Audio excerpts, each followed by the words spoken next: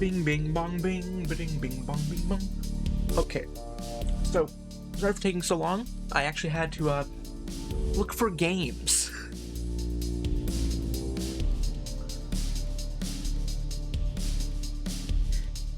Yeah, I had no games because one, RA9 was not downloaded.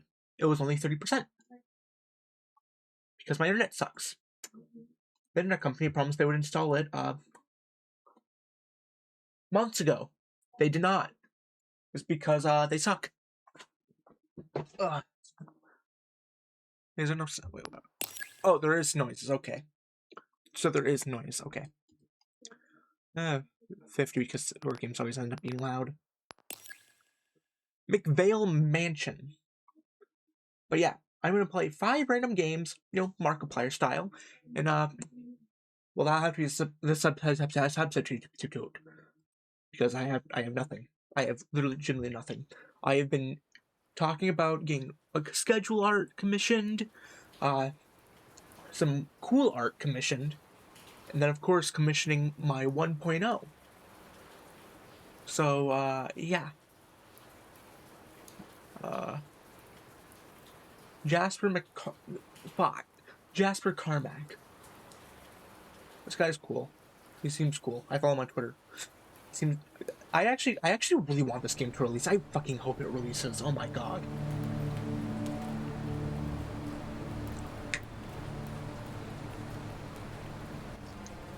I know this game's gonna be horrifying because it takes place in Australia, like, completely. Okay, yeah, that is still very much loud, in my opinion. Tab.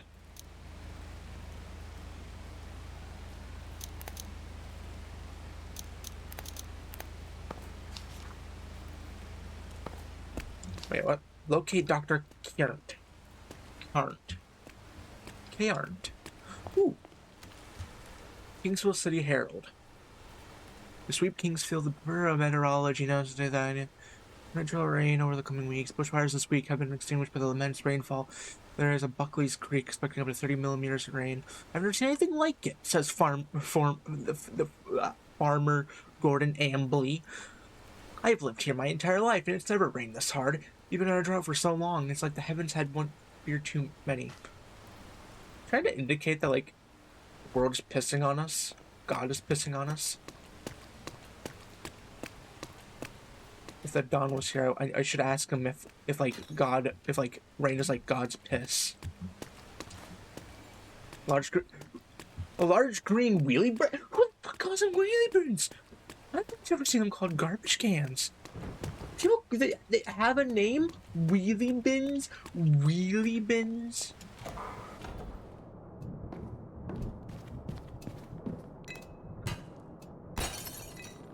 Okay, yeah, no. Old Grand. Okay, is there a fucking...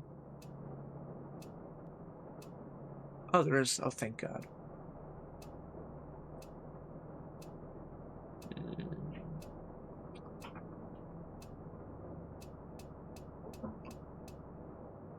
Oh god.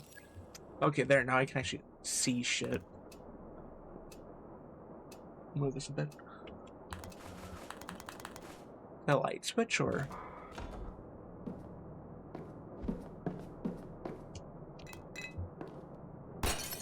Nothing.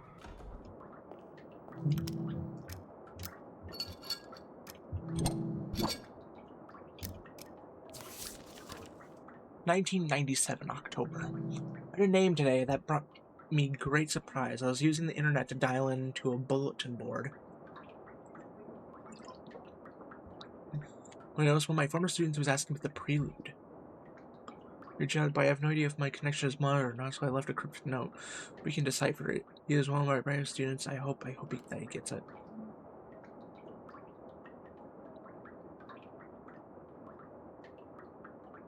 Oh, my eyes.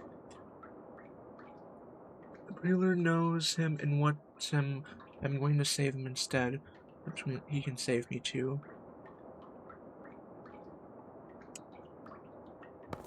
Wait, am I a student? Can I take that?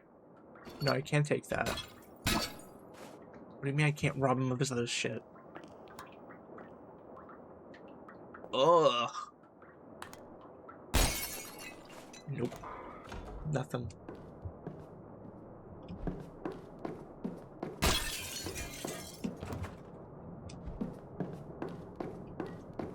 Dr.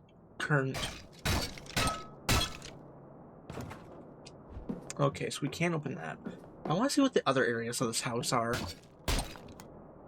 It's that table. Oh.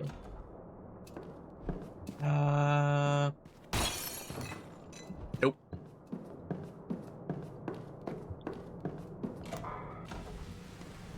What is this? That's shotgun ammo.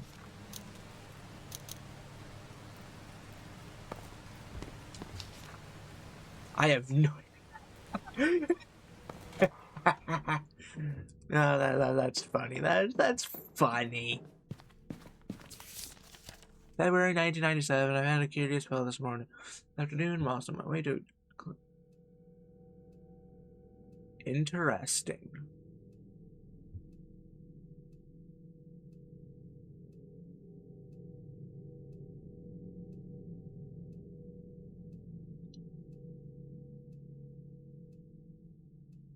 Interesting.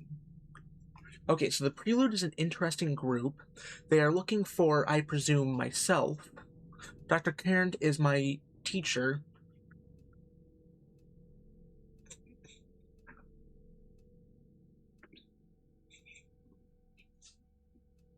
And there was a person also looking into the Prelude that isn't the teacher.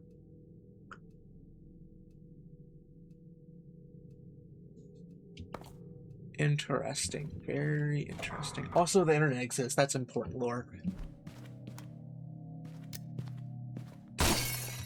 Okay, we have to be a student. There is no way we just insulted random architecture for no reason.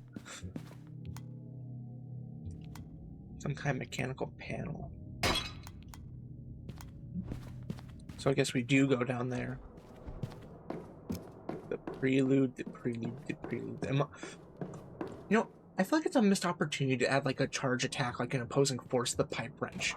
That's all. What I always assume whenever I see one in a game. I'm just like, go to smack someone with it. It should have a charge attack.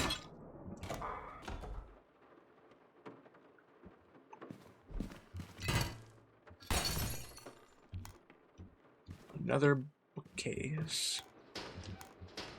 Nothing. What's this? Oh, it's a thingamajigger.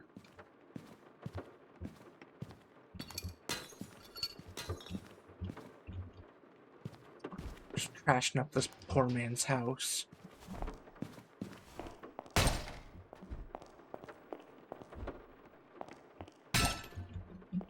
What is this? Those scales? What the fuck?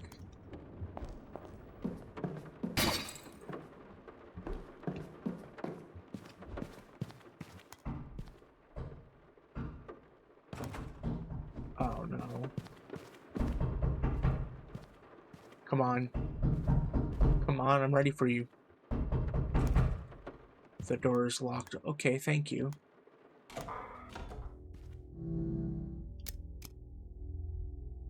Oh. Oh. I don't like that. I very much don't like that. We open the portal to... What? Okay, we're already getting to it. Okay. There's a portal now.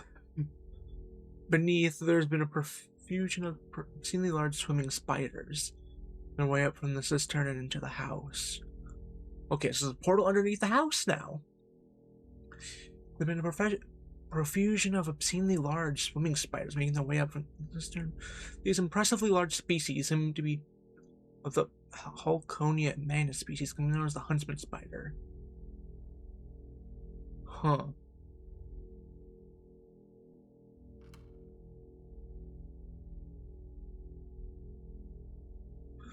I am happy they try to avoid me. I do not like these things. I saw how fucking huge that goddamn thing is.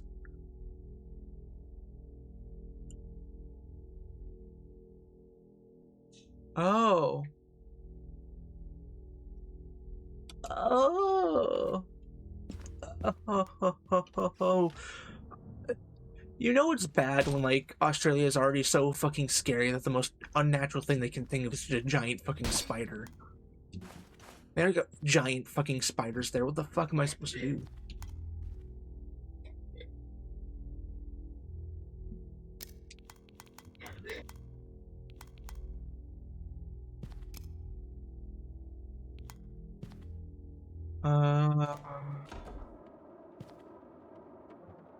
This feels suspicious. I do not like this. I do not like this.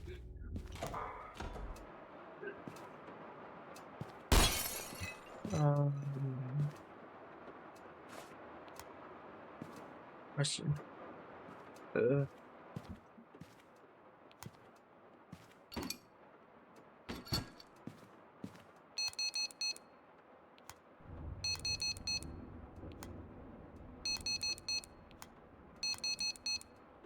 Damn it. No, my best former student. Why do I hear noises?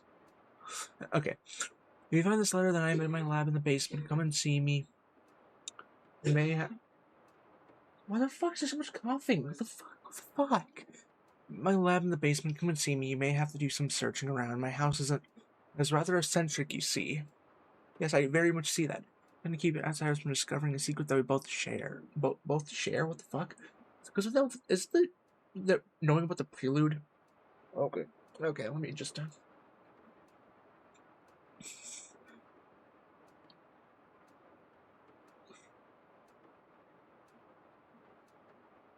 You find a cog for the wall panel located in the cog room just off the top floor, main hall.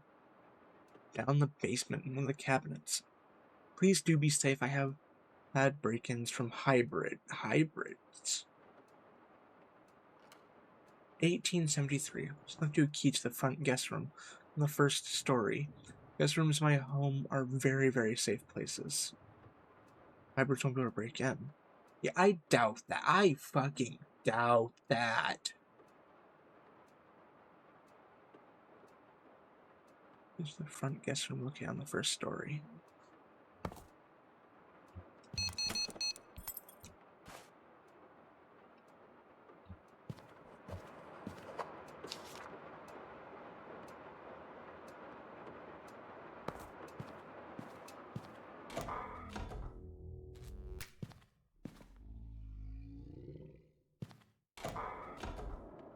Nope, nope.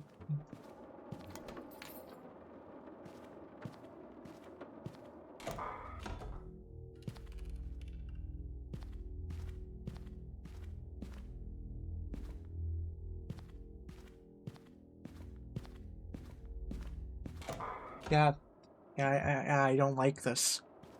I mean, I like the game, I just don't like hearing that. This room is safe. I can't sleep now. I need to get going. Doesn't even know what the fuck is this? A large shotgun. I'm taking this on advice of. Ooh. 2 shells left. Oh, that's sad. I was hoping to, like, open the shotgun shop. We go in the entrance hall. The thumping upstairs is driving me mad. The poor silly thing must have no idea, nor faculties available to find the way out of the roof cavity. I unbarred the door to the rec room and took my shotgun up to the roof via the upstairs bathroom ceiling hatch in the hopes I could dispose of it. I was able to locate the hybrid, who has probably got lost somewhere on the roof. I returned my ladder to the garage in case. Okay. There's a ladder in the garage. Okay.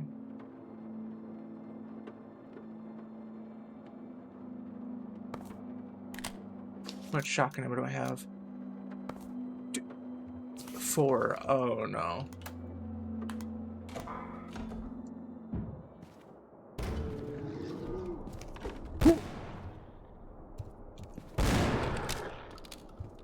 Oh.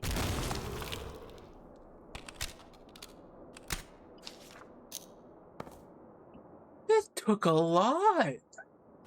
I don't think you should take that much. Or that dude was tanky. Like, he was fat. Oh, interesting too is my pipe wrench. But, oh, that is ugly. Ugly and fat. Oh, let's see what's in the bathroom.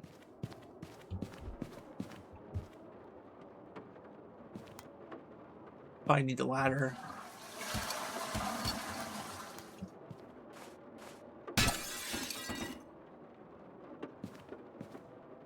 Another health kit. Oh, where do I go in? Oh, yeah.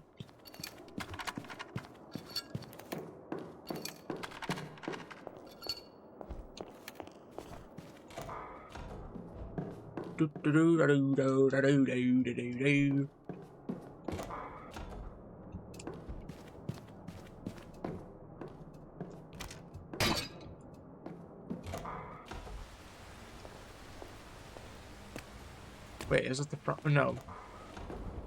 These doors. My bad.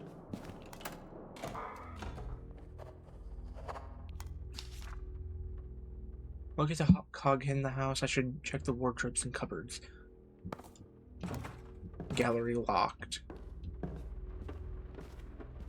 Okay. Door is locked. Door is locked. Does that feel my shoulder? God damn it. It's just me it being itchy. What the fuck? East wing. East? I thought you said west.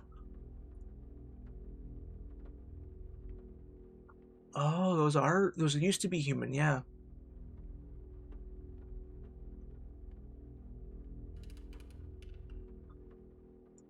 Hidden passage in the swimming pool outside. Transitioning to breathing underwater. Way down to the cistern via the hidden passage in the swimming pool outside. Good riddance. The cultists are hogging my bathroom and practically remaining immersed in the bathtub for hours. To clear the air being too dry, it was 65% humidity this week. Some of them keep trying to sneak out to use the pool, but the risk of being seen by the public is far too great. I would be shot if I allowed that to happen. So, wait. Is the prelude...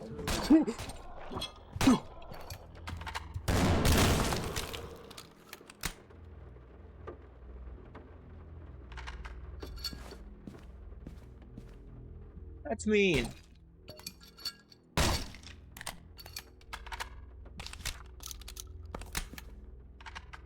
That's fucking mean as shit.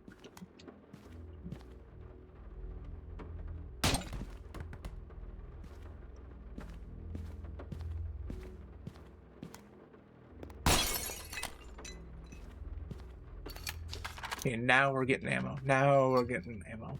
We're doing good. Fourth yeah, why are there so many tellies?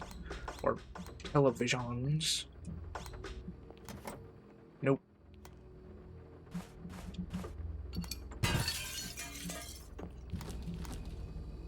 You.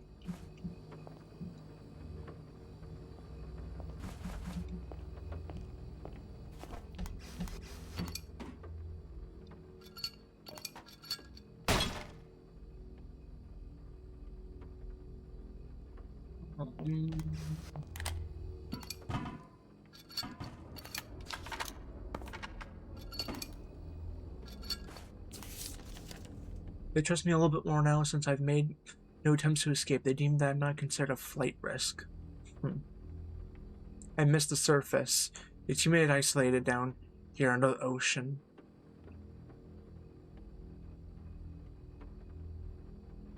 Piece of aquatic life that I've never seen before. A lot of equipment, including ancient... Fuck, damn it. Actually, okay. They sent me out a large line of a lot of equipment, including ancient technology machines that I have yet to research. They have frightening technology that humanity has yet to see. Weapons that can harness the power of the wind. Teleportals, mega batteries capable of storing thousands of years of power on cell. Ooh, wait, did he turn? He had to have turned. At that, okay. Yep, he had to have turned. I know for a fact. There is no reason for me under that.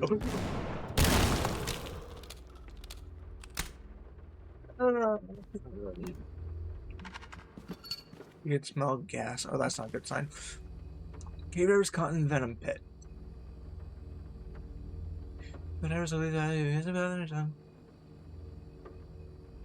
Oh, wait. Okay, 30, okay. The cave known amongst divers is the venom pit. Discovered corals and flora. This environment created what local professor Dr. Artie Current referred to as an environment which is exceptionally hostile to life. This cave is the only known habitat worldwide to house the stinging feather, a plant-like organism with multiple plant-like legs that are known for exceptionally painful sting upon contact. Whoa.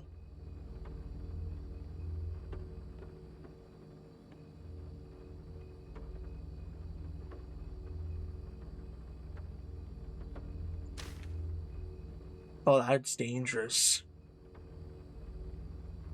The only... It's just illegal to enter the cave. What the fuck?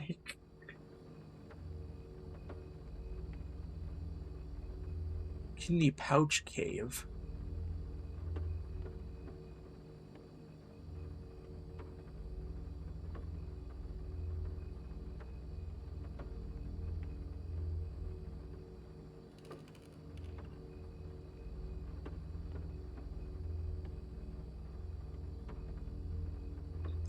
Oh.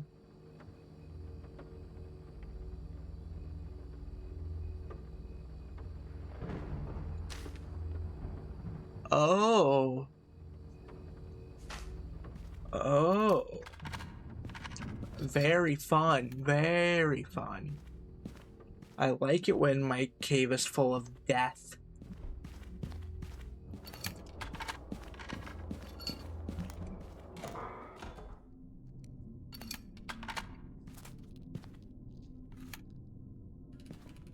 I felt a weird pause just now. Oh, what the fuck? That was deserved. That was fucking deserved.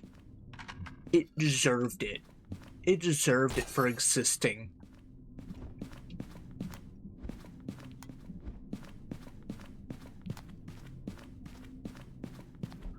Yeah. You see now how big that fucking thing is? It deserved it for existing. Screams with the other men, a large creature made its way into the living room and was stumbling around, attacking everything with great big claws. The doctor couldn't accept it was naked.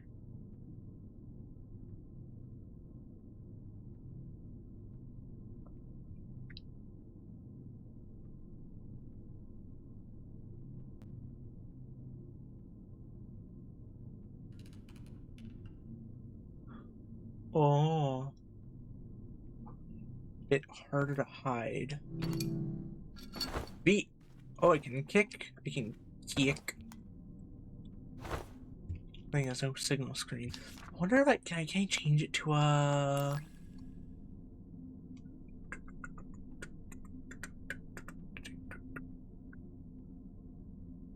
There.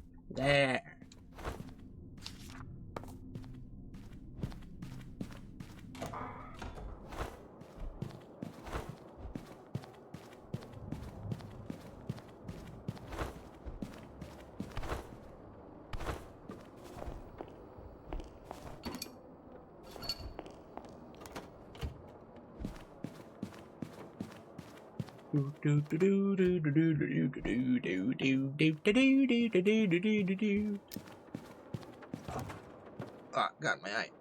I like how red it is outside. It's almost as if hell is here. It was as if hell was outside. Probably because it is.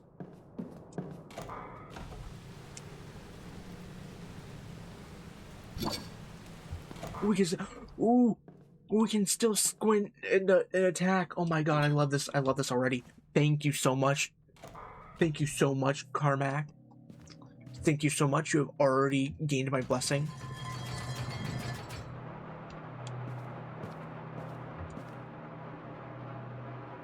Mysterious part to house that nobody ever knew about. Well, probably some knew about. That's...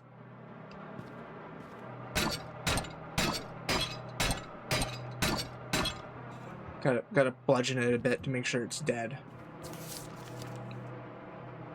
My stupid decision word amongst the other guys was that there was a key to Kern's fancy art gallery located just behind the main hall.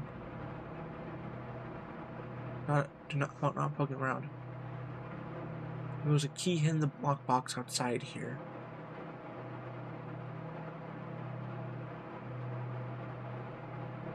Oh. Go down the basement on the other side of the house. I guess no one can think about anything but water right now. I managed to look some of the raindrops off the balustrades, but it doesn't help. I just hope Kern comes up and checks up here soon.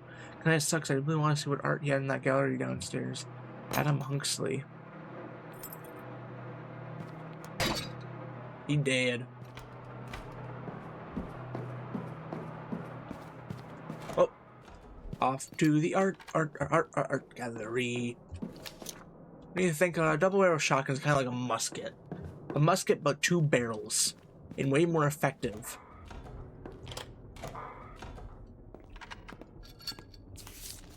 Why does ascend? You must learn to ascend first.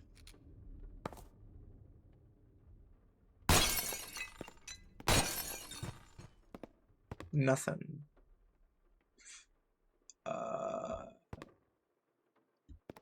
If you want to ascend, you must descend first. Wait, what? First, what?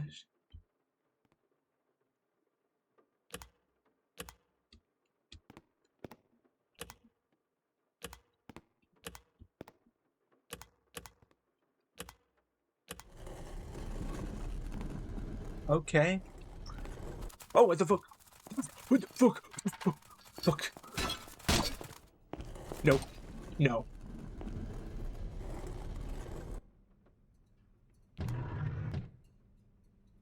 Oh.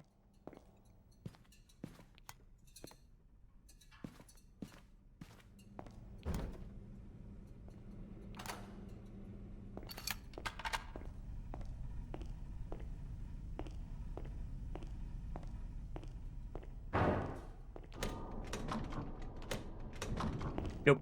What's in here? Nope, never mind. That's locked. Okay, I guess we're... The funny... This room is safe. Oh, thank you.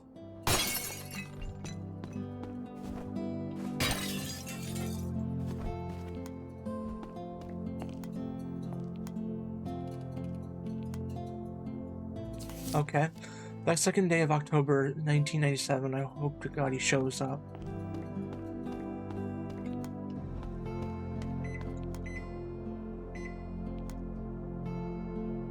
Was shot, so I was shot again.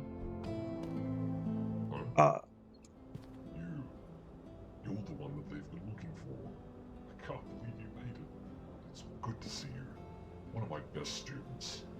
Well, former student. You know, I spent part of my life helping you, but now it's time to ask you to help me. And yes, it's me, your old history teacher, Professor Kern. You'll no doubt see that I've undergone quite a physical change since we last spoke. I wouldn't blame you for not recognizing me. You're ugly. Now, I know you must have a lot of questions, but right now we have to get out of here. The cultists are on their way to search this place. Fortunately, I have a gift of my own to give them. But before I go, I have to finish scuttling this lab so that my research doesn't fall into the wrong hands. Again, you're ugly. I will need you to get something for me. Earlier this year, Okay. during my travels to the Void, I constructed an artifact capable of storing thousands of years of energy in one charge. It's very important that we bring this artifact with us. I hid it upstairs in the attic. Only problem is, the door to my garage jammed the last time I put the ladder back in there, and now I can't get it back out. However, there's a plant room at the end of the basement hall outside that leads to a water reservoir in the basement. In that room is a ceiling trapdoor that leads up to the garage. If you can flood the reservoir room, you can swim up to the garage and fetch a ladder that will take you up to the attic. So you Oh, that's a lot of talking. As you can see, I might have a bit of trouble fitting through a small trapdoor nowadays. Oh, my food is ready. What are you eating? That's hot. Well, old Oh, friend, it's pizza. Okay, good. you get on with your task. I see you still carry that journal with you everywhere you go. It might not hurt to write down what I said, just in case.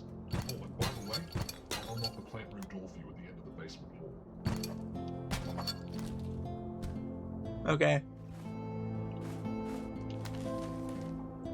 Oh, it's a word.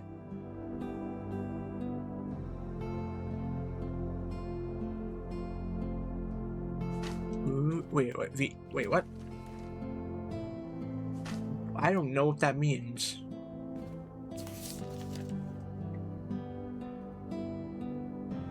Patch of the wall is so loud. The cultists were caught.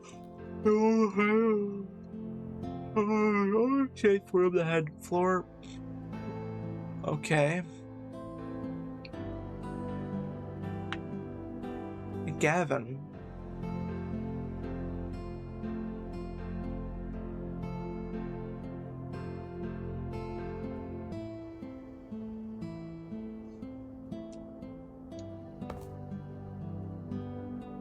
Suspicious. Oh, pizza. Oh, fuck, no, fuck. Oh.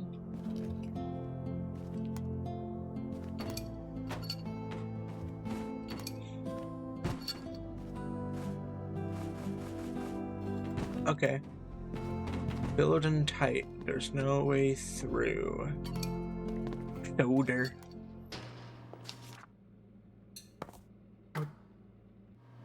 Oh, yeah, the plant room.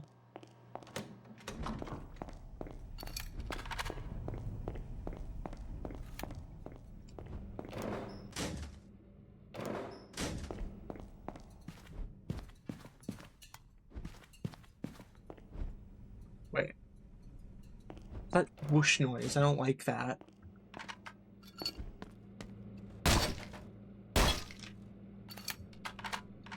It's a lot of mold, I don't like that. No.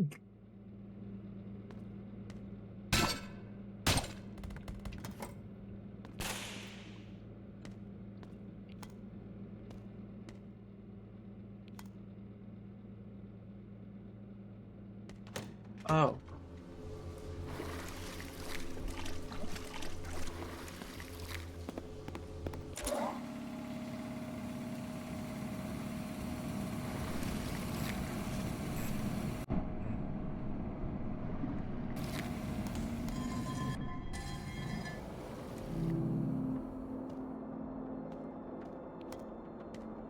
Oh.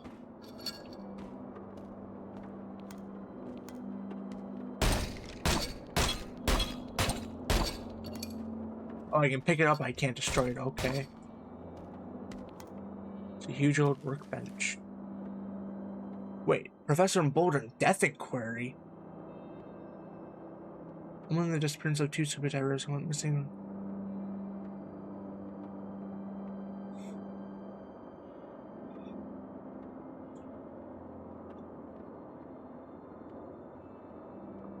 Oh.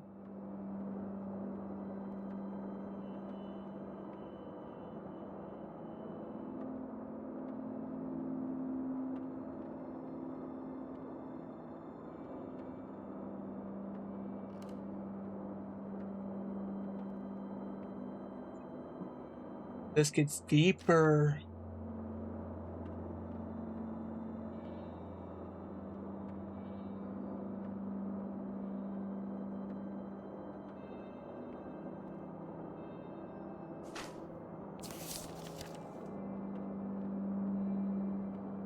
I've been to the darkest depths of the world and I've seen things that changed.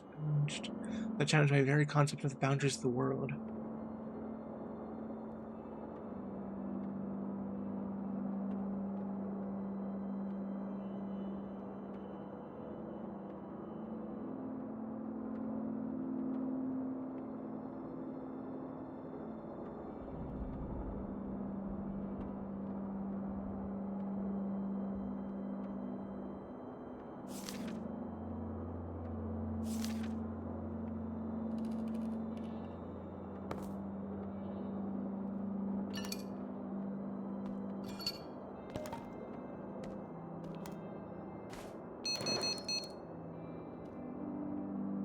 Oh. Ooh.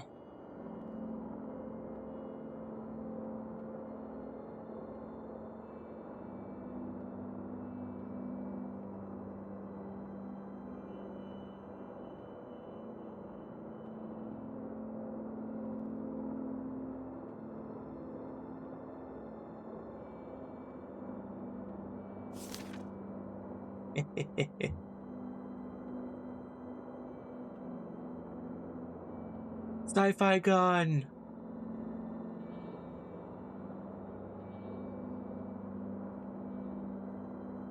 I want the t-shirt and baseball cap. Holy shit.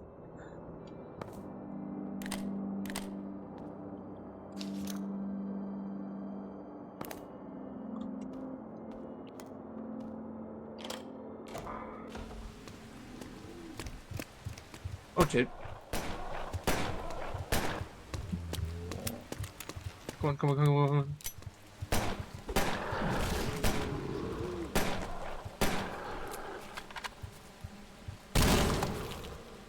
Ah, that works.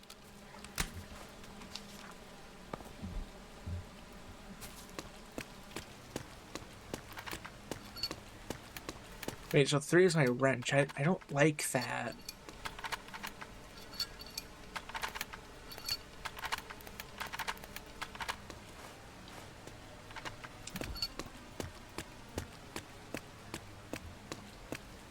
Nah. The gate is locked.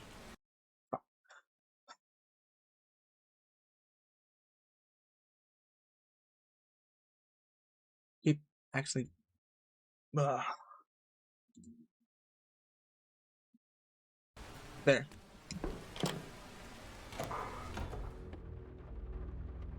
Yeah, this demo's long.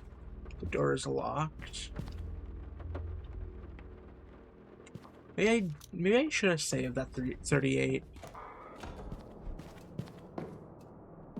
Up to the roof, to the roof. We're going to the roof. Alright, open. I'll grab that. And I don't think that's the right way.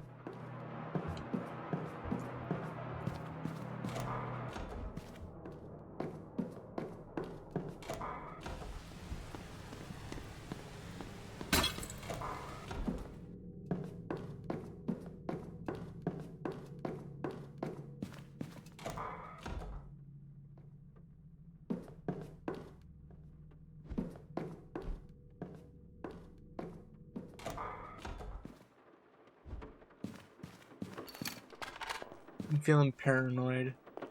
I keep hearing all this swoosh, swoosh, swoosh. I don't like that. I don't like all this swoosh. What? Oh, I thought that was a person.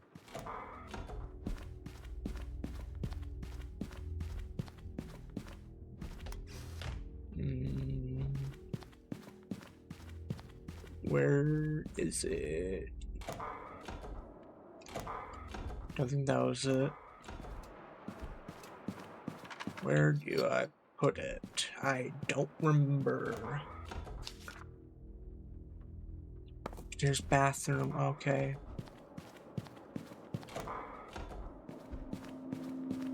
Ah. Oh wait, I went in a circle. I went in a fucking circle. Why?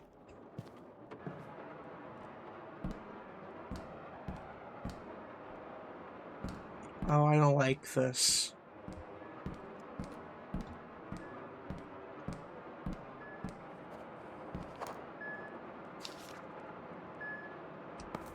Okay.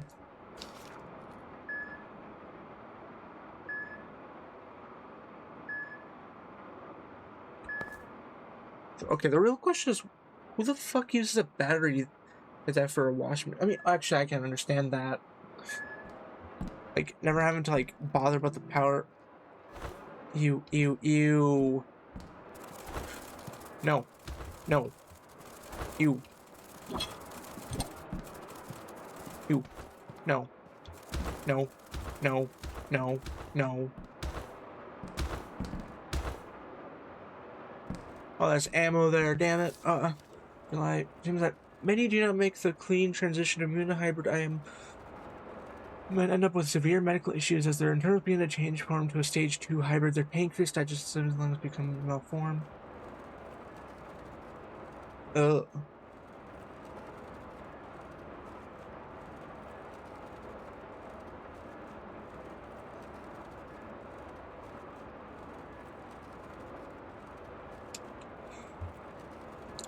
Ugh.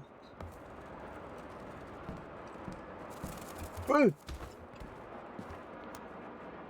Yeah, I don't like any of these fighters. Nope. Nope. Nope.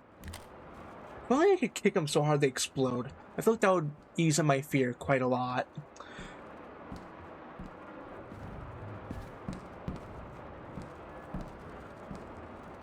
Ew. Ew. Ew. Ew. Ew. Ew. Very ew. Ew. Ew. Ugh. Ew. Ew.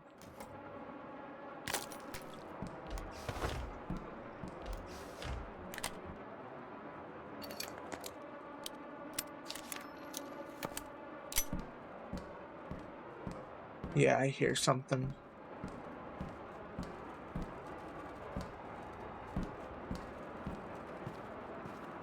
You're listening to KBR, and this is Jerry Day Lewis, Rainy Day Rocket.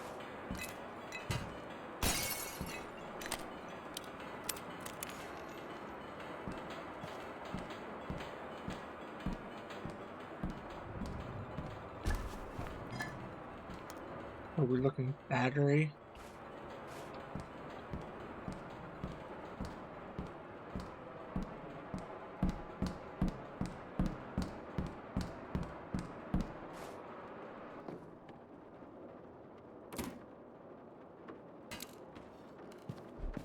Well, to the thingamajigger. Do do do do do do do do do do.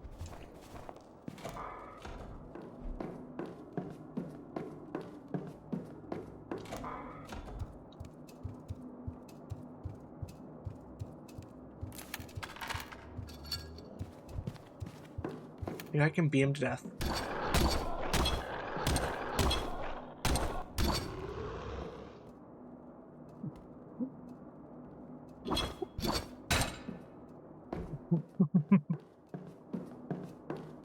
Well, that was effective. Effective. I just beat him to death. Wow.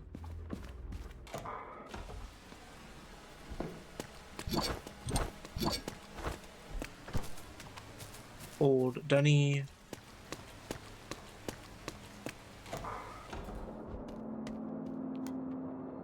AK. This was AK. Ha ha ha ha ha.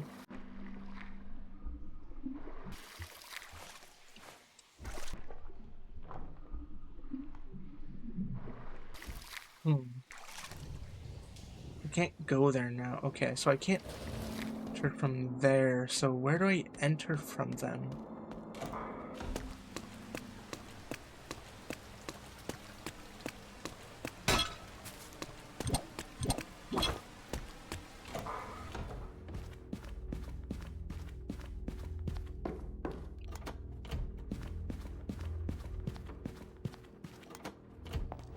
Where am I?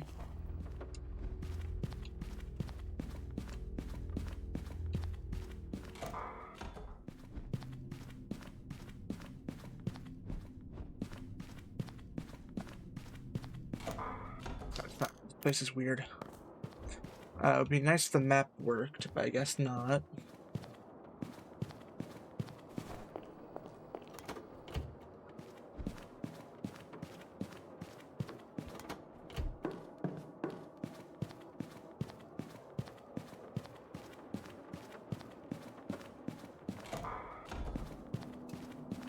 Oh, wait.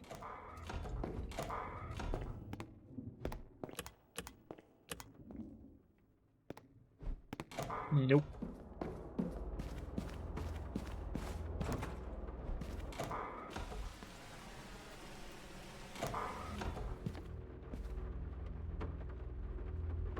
Think, think out. Where are we going? Dr. Carrot.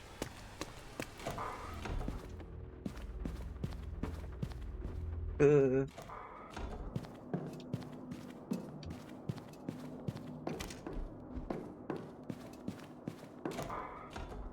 Where to go, where to go, where to go, where to go?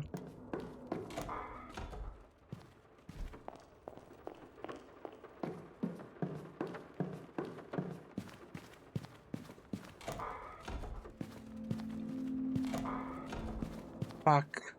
Can't find shit, because I don't remember.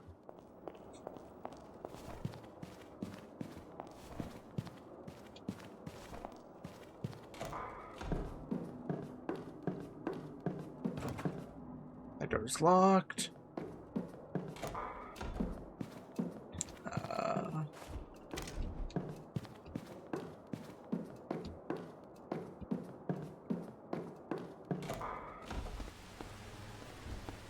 Way.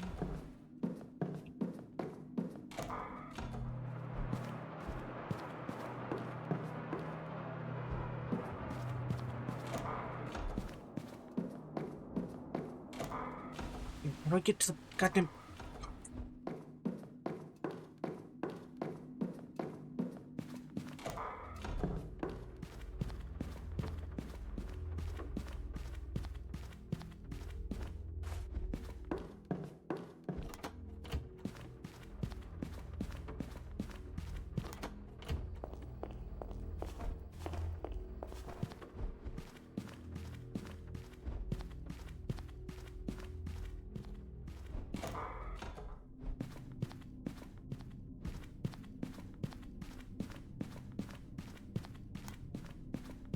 Nope, not where the basement is. Where do I fuck do I find the basement? I'll explore this place like to fucking hell and back. Where the fuck is it?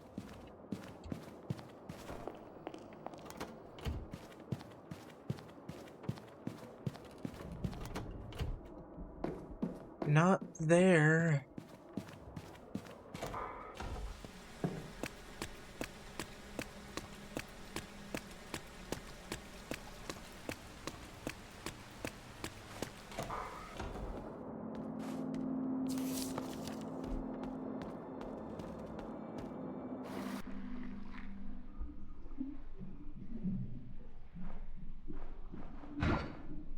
I'm gonna fix it. Why? Because I don't fucking know.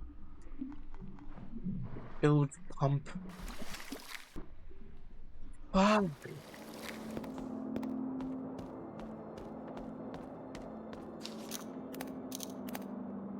The map does not help because where the fuck do I go?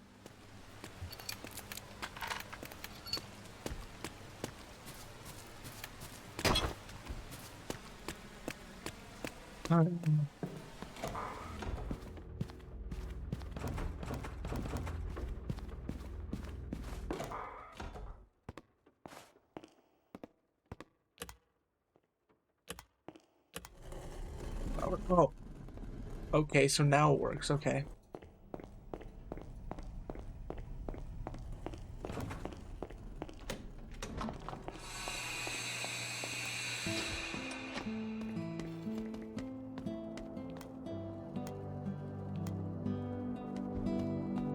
You. Welcome back.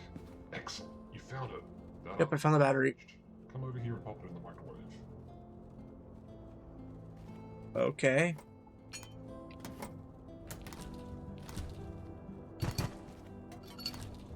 This artifact is a special water-based battery.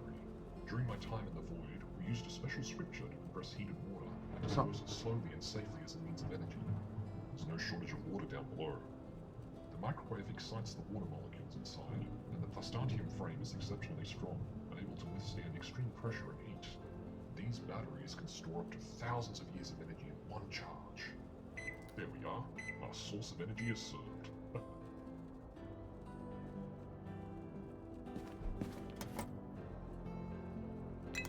Wait a minute.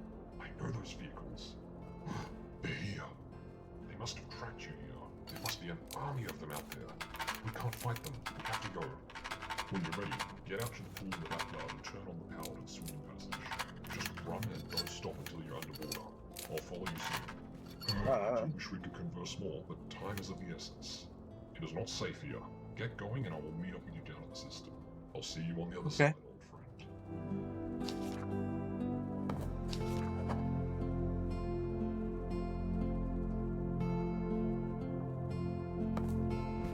Okay. Wait, is there supposed to be running animations? What the fuck? Okay.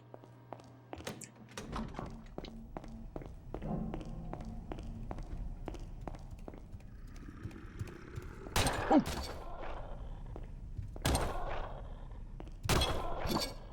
Come on, come on. Yeah, that's right.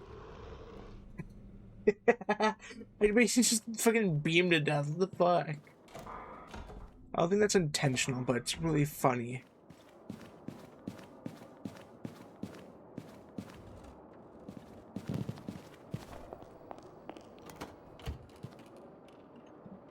Okay, save. I wonder what happens if I go outside.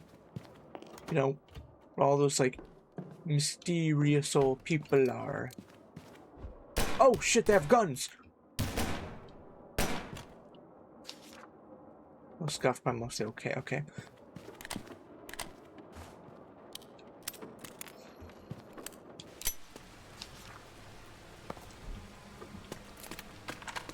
Oh, okay, okay. Okay, so we do have armed opponents with guns.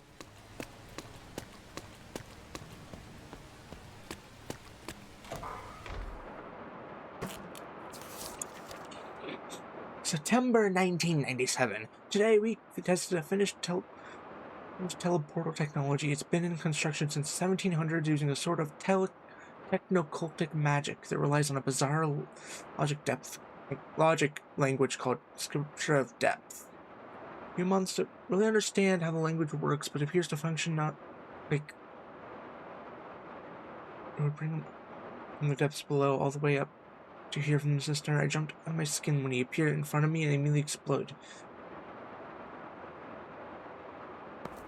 Okay. Boom.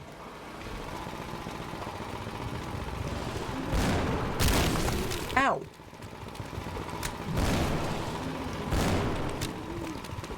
Okay. I do like the gore, though. The gore effects are pretty cool. How much ammo do I have?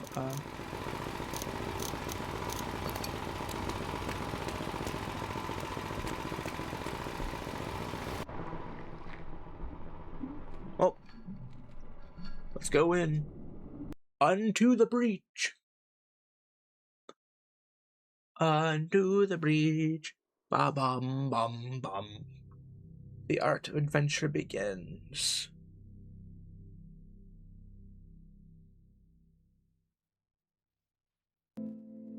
Oh. Help save a Magletter prelude. Our game requires an instructor to gain Valve Software's approval released. Oh yes, please do wishlist this game. I do want to come out. Please do. Wishlist this game and tell them them to spread this same message.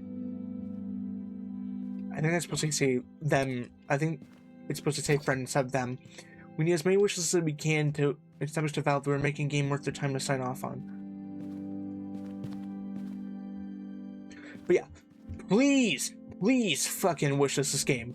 I want this game. This is the main reason I chose this game first. Cause like, wait, I could play this game on stream. Oh,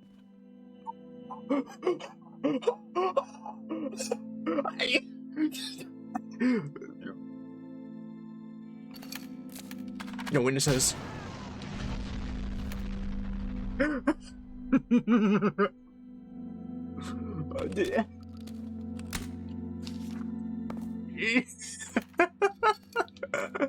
Okay, that was worth it. That was very much worth it.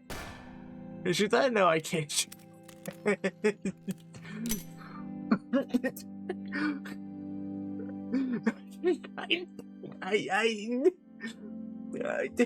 fuck. Oh, wait, what? Wait, I can aim? I could aim? I could aim this entire time? What?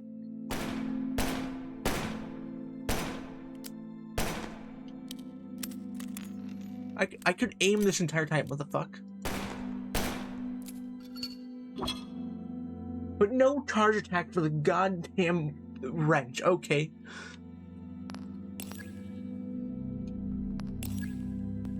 But yeah, that was Agmelindia Prelude and wishlisted, so I can actually play the full game. I want to play the full game. If I don't get to see the full game, I'm gonna be pissed.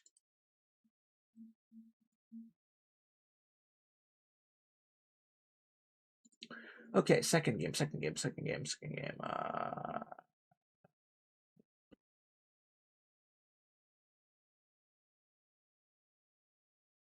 This is a demo for a game called Leaden Sky. Okay, run anyway. I don't care. I don't care. I don't fucking care if I get a virus. We're gonna Leaden Sky. Okay, wait.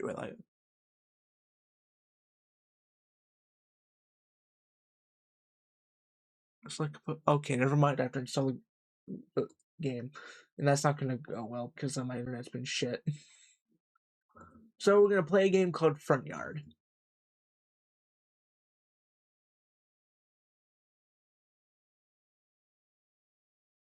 The Front Yard.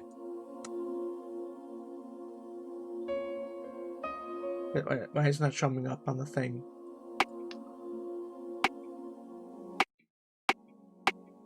It's not showing up the thing. What the fuck?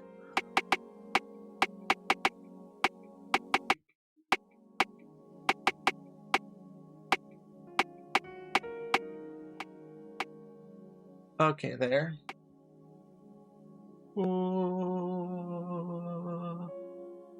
If I do that, why isn't it showing up? The Front Yard. Why show up? Is it not going to show up? Do I have to close it? Open up again?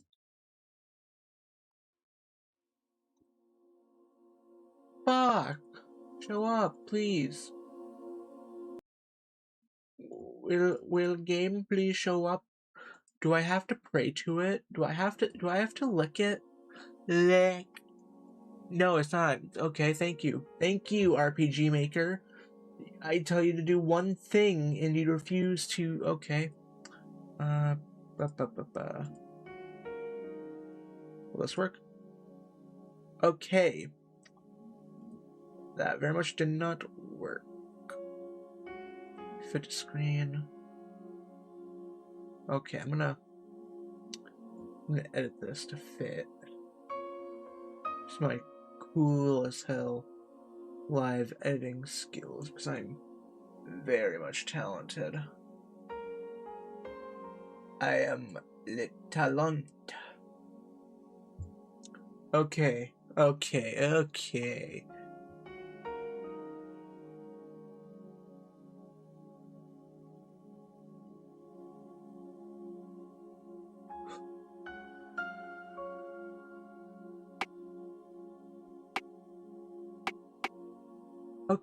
there. I hope it works. I'm gonna put the audio, the stream audio, just in case.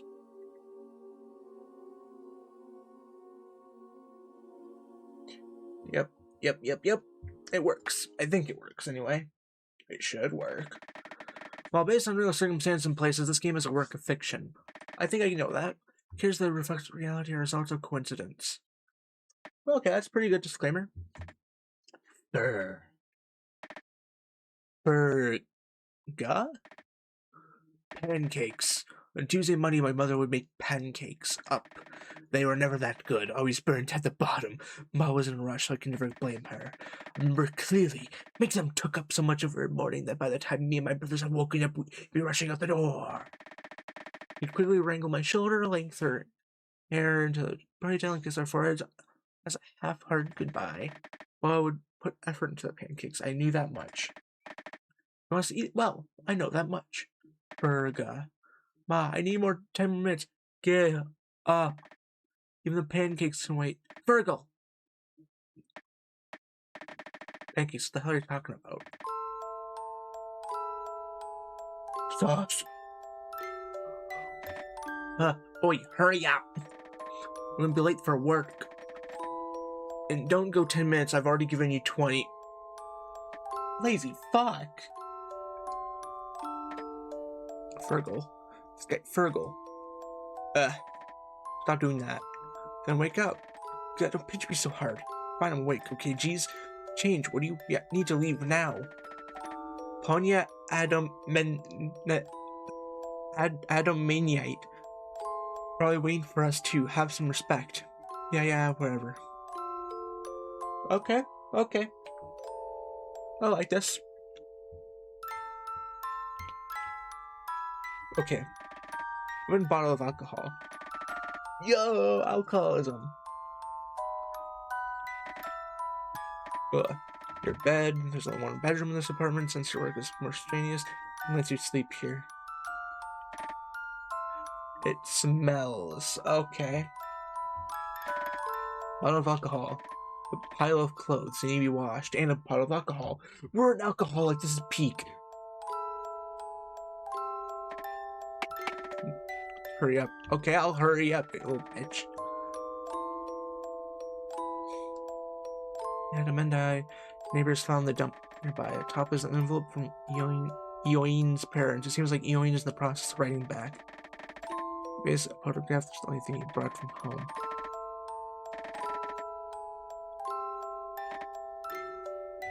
Interesting.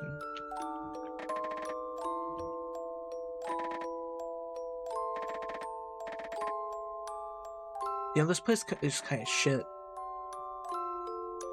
Who the fuck lives like this? More alcohol. More alcohol. Hell yeah. Hell yeah.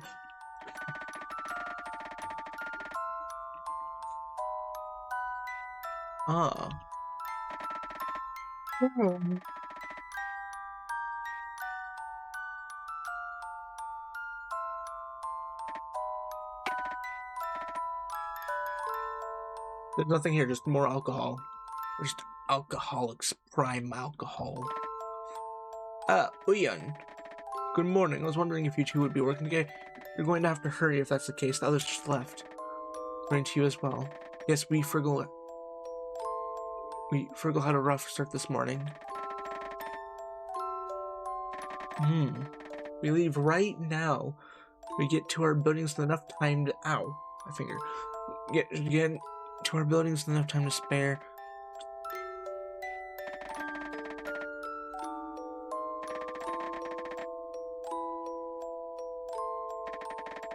What even is our work? What the fuck? Who the hell caused... It's like that becoming the norm. People getting crushed, okay.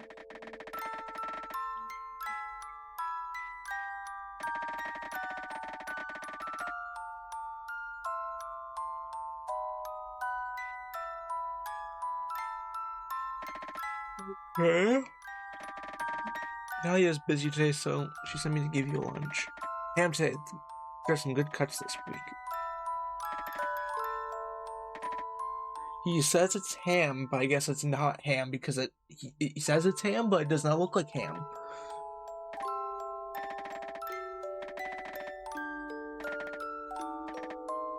I have no idea what the fuck you're talking about. Prism? Yeah, maybe I should have read, like, the fucking description for this game, actually. I should probably have done that. These people are speaking gibberish. Okay, break in. We're in Chicago! Fuck, we're in super hell.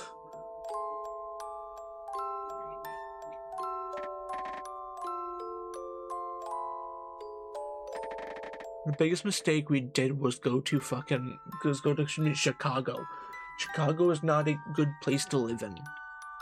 Chicago is hell if it was like not hell, but still hell.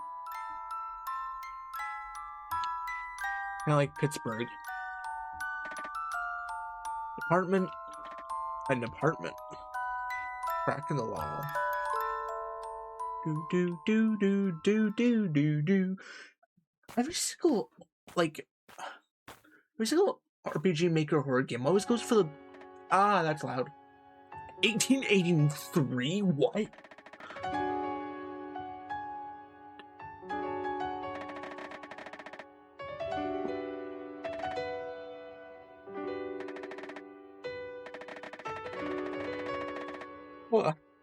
Well, that was that one.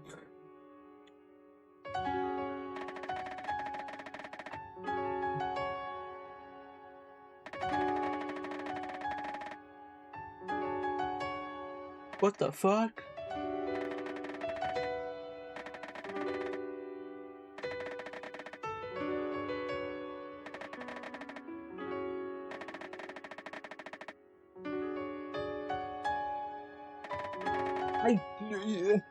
This is the definition of moving to super hell. This place is super hell.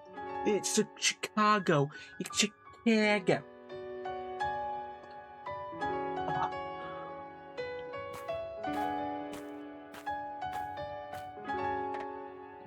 Fresh air. Hey, is my Lithuanian actually getting better?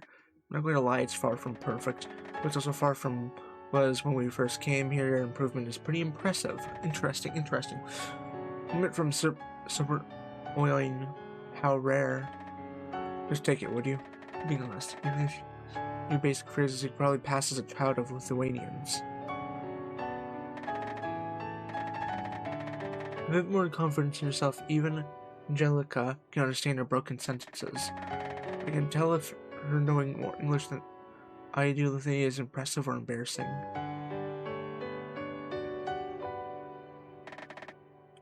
At least some things change. Suspicious.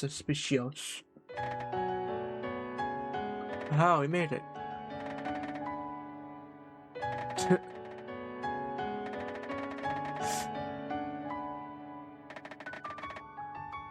Some of the same tasteless as much is like a blessing. Fine, whatever. Bye-bye. Hates working. I'm sure does value routine. I'm actually gonna move the game screen a bit to about there. Yeah, about there, so you can easily read like the text and shit. What is like once inside? Oh, see, Wayne and I work in different parts of the packing buildings. There's the famed stockyard itself, where all the cows and hogs and sheep are rounded up in tiny pens. There's the butcher and packing buildings. So we're butchers. I thought we were Jehovah's Witnesses for a second. Oh. Ugh.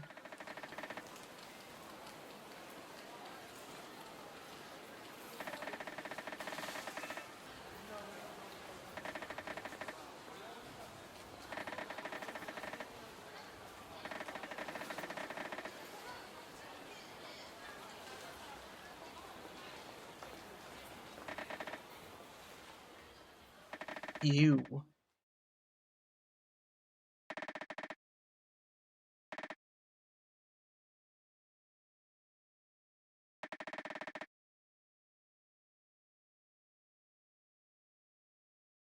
Okay, so we're frugal.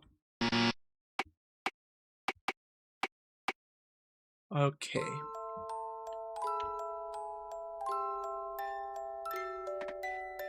I'm going to take that as an indicator of a good day. If like hearing screams that someone gets found on the tracks again, then yes, I had an amazing day. Yep. More people out on the tracks. That's Chicago. No train incident? A worker this time? No, a mother. Her son ran onto the tracks and she started chasing after it. Ugh. At least lunch tasted different. You're uncharacteristic optimistic. Fergal is right. Compass. Hey, did you pick from just this morning? I'm shocked. You usually need me to translate whatever Pona says for you. Oin, oin. You might think you know everything about me, but I'll have you know I'm a very perceptive person. You perceptive, as if. You're denser than the meat we work with. You're not funny. I know you're making stuff up. Because the crap, but yeah, lunch was good for once, surprisingly. In my life did I think I'd be so excited by 2 slices of ham. The bar is in hell. That is where you are going? I'm still hungry. You're cooking dinner? Sure, why not? That's rare. Well, I'm not going to stop you. You mess up, you're paying for the groceries next time. Sauerkraut left, soup it is then. Small stove. Once you make soup.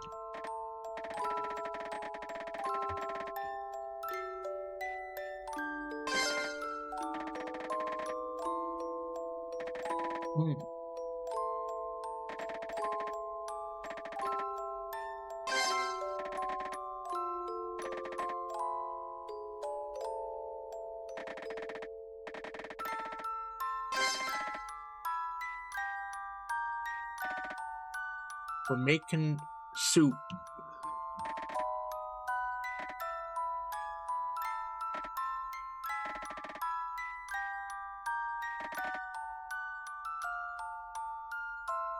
No wonder everything looks like it's bloody. They're living in Chicago.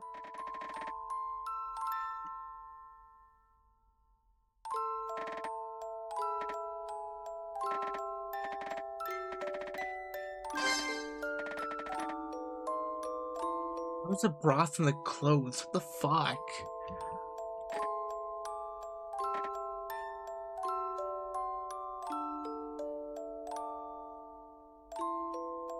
Okay, time to cooking. Time to cooking.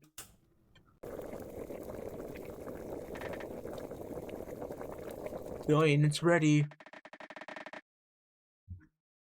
These leftovers from last week's burn might be a little state, but no, it's good. I'm excited. It smells great.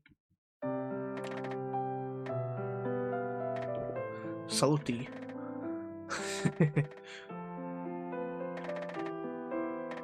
Ooh. Pancakes! Bro's gone to take a shower. It's pretty late. You can sleep whenever you like. Wait.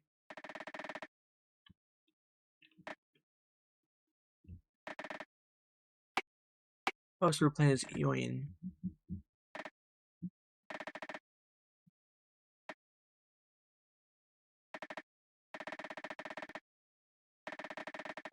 Ugh. Fat fills your lungs, meat embraces you whole. The meat land. The meat land.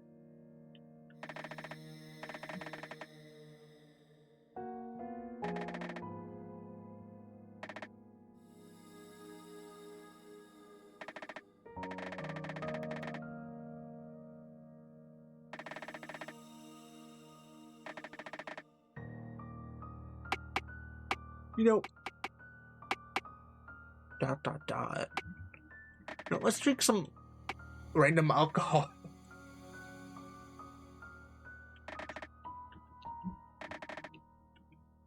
Ugh.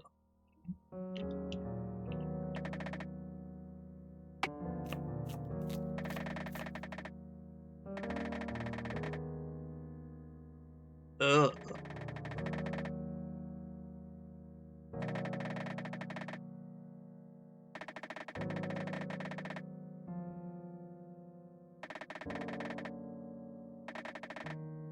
Chuck's your favorite after all. I don't even know what a chuck is. Is it like an animal? Woodchuck?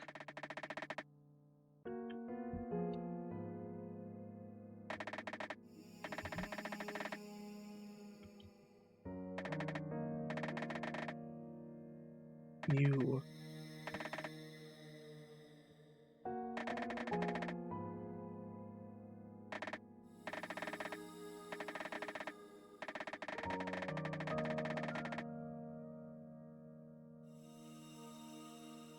You.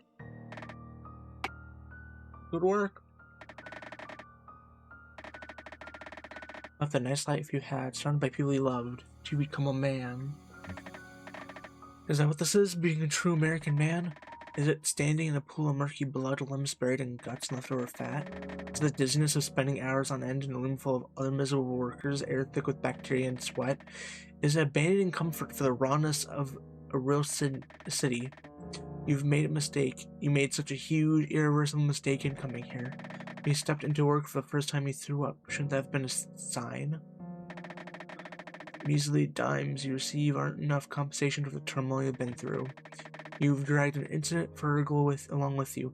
He was hopeless at the time, and the hope you gave him was beyond false. It stinks. It stinks of murder and shit.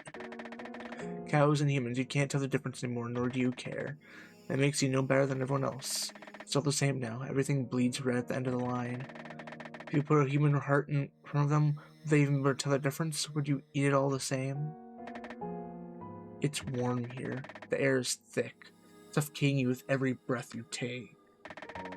It smells terrible, incessant choke you, fat fills your lungs, meat embraces you whole. Good morning. Fergal, were you watching me? Look, you were tossing and turning and all of that, and I got worried. I was also genuinely intrigued. It was kind of funny. You're terrible.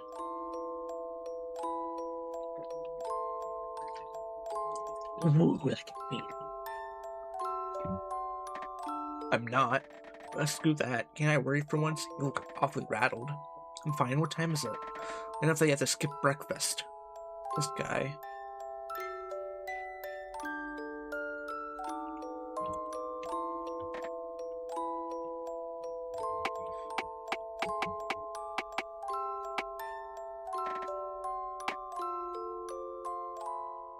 Guess where we work.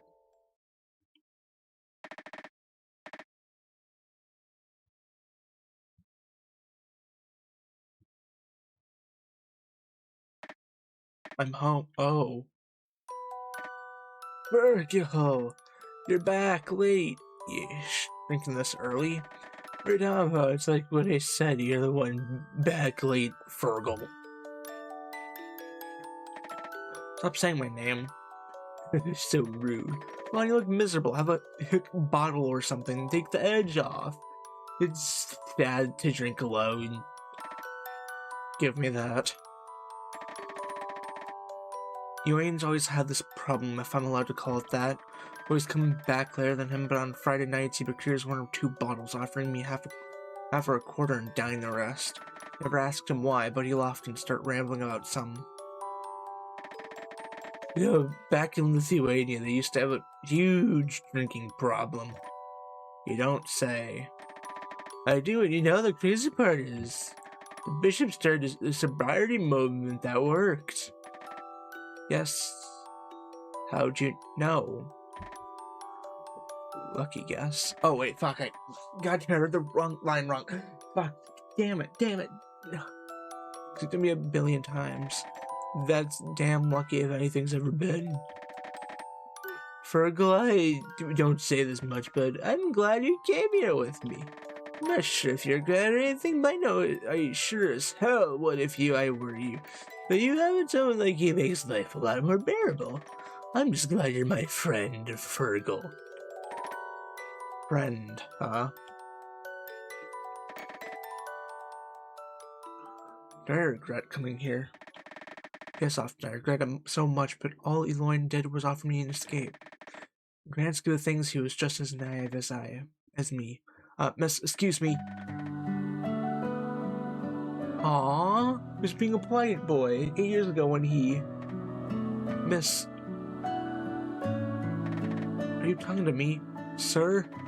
Hold on, did you just mistake me for a girl? No, I didn't. Look, that isn't important right now. You don't seem like you're from around here. Are you lost? Either way, you shouldn't be out here so late. It's not safe. could have just let me out there after realizing I wasn't a girl, and yet he... Sorry to have you take the floor. We don't have a guest room, so... I'm shocked my parents agreed. They really let me go out with other boys here unless they know them from church. Though them allowing a stranger to stay is quite... Your name is Fergal, right? Where are you from? May I ask, why are you traveling so late? Fergal. Alright, you must be sorry for bothering you, and sleep well. Good night. This one night is shocking enough for sure. It ended up being 3. It was quite selfish to overstay my welcome, but what can I say? I grew to take Ewing's presence. Sure, if I had my way, I would have stayed at this place forever. What, so your mom just makes you keep your hair long because she likes it? Yeah, it's weird, isn't it? That is, it's a bit confusing too. I keep telling her, she never listens though. I'm gonna shave my head, that'll teach her. Speaking of which, where are you going exactly? The part of New York that you're from is a good ways away from here. You walked all the way here?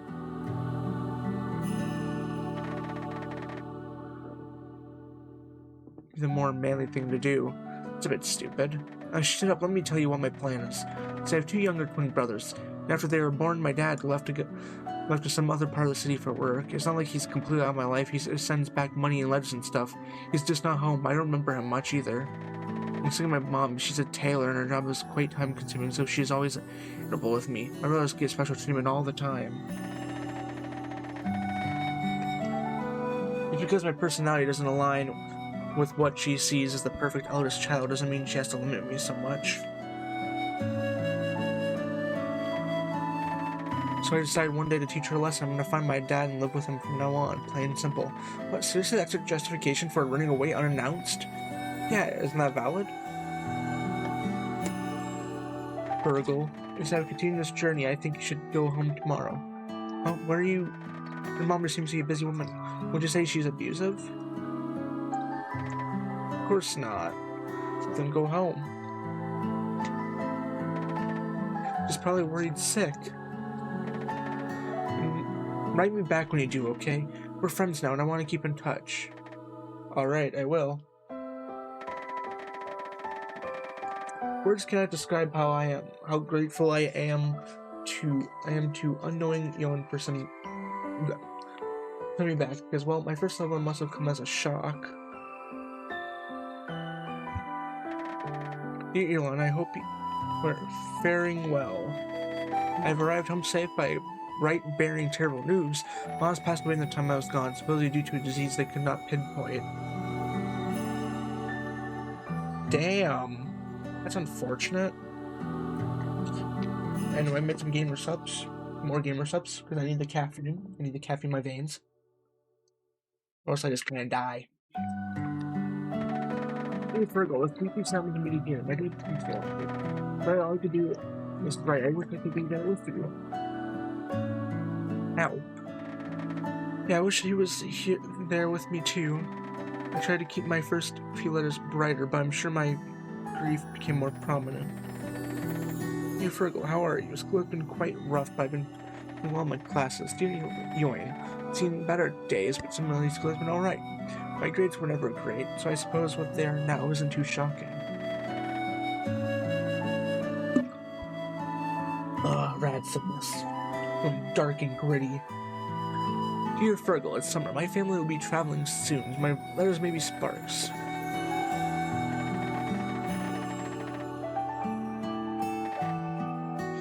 Huh. Fergal. Dear Fergal, I hope this address is still applicable. If you're looking for work, I have an offer that might serve us well. Write me back if you're interested. Your friend Ewing. Ewing, yes, this address is still my own. Let me know the details. I'm interested. Many thanks, Fergal.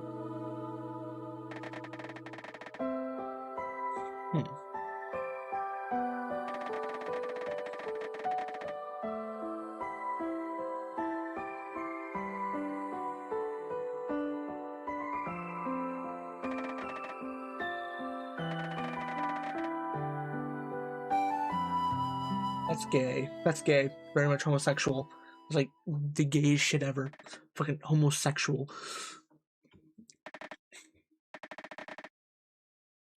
And I like that. I like that. It should be even gayer. Oh damn! It's only 40%. That one music was loud as shit. It was loud as all hell. What the god? A desk.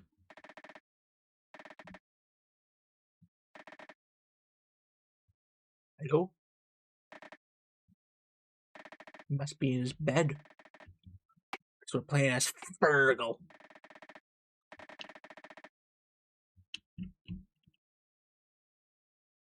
Hello? Fergal.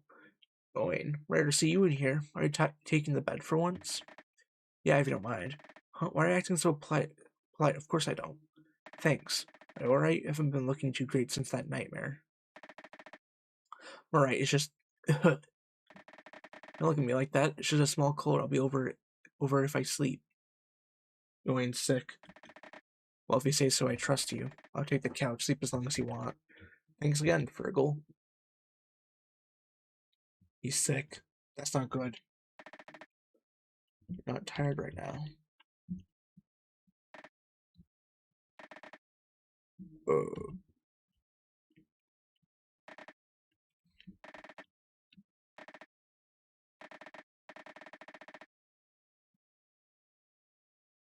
huh.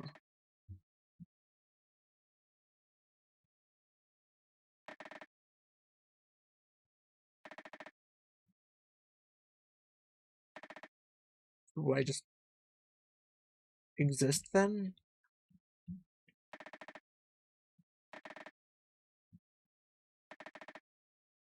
Drink or two never hurt. Passing Ian's health. I knew it. I fucking knew it. You could tell I'm not sure if even being given the news or witnessing happened before your very eyes is worse, but I felt helpless, useless. War moved on, or rather, never stopped in the first place. Levers and sledgehammers still swung, knives still sunk into flesh. Naze's smell didn't even let up. Sickening cyclical lifestyles of the stockyards stops for no one. When disappearing is just another slot to fill. Without Yoin, it became hard to live in the building, too. My broken senses only get me sympathetic smiles from the Monday. I'm sorry, Yoin. Sorry that you felt the need to bring me somewhere far away from my sadness. Was only using this whole endeavor to seem meaningful? Sorry, maybe if I have never written back you on purpose amongst the parents who loved you so. For in a loveless, blood-soaked, death-addled world such as the back of the yards, I doubt there's any purpose to either of us being here.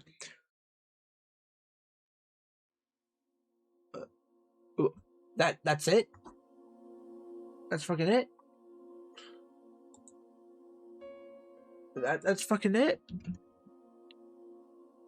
That's it? I'm Googling this.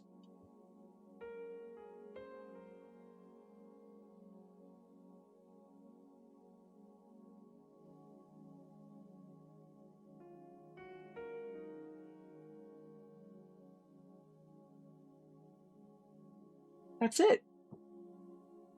That's literally just it. What the fuck? That's it. It's literally just it. Is there more endings? That's my only guess, but I don't see anything that mentions more endings. No. It was just a complete fuck you. I loved him. I loved him. I loved them both. What the fuck? What the ball?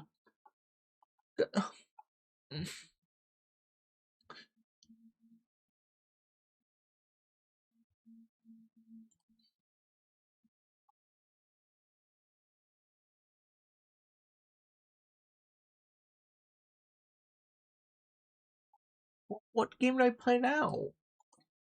I mean, I still gotta do 3 more, so I might as well do something short.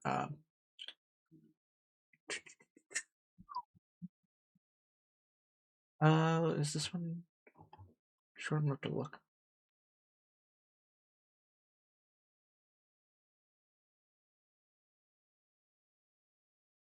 Okay. Who here likes Yuri? That's because we're playing.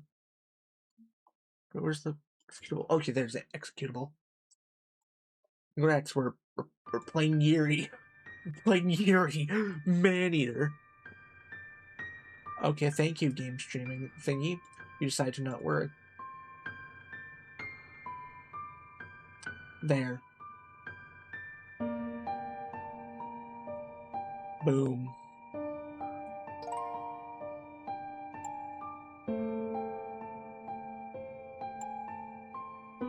No opacity. What does that mean? Oh.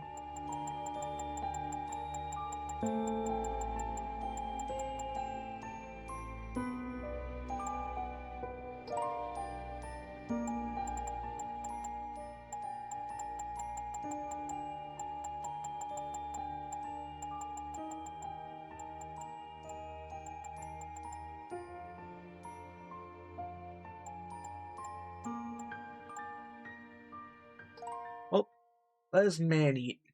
This game contains 2 hot ladies, food, and a magical girl transformation.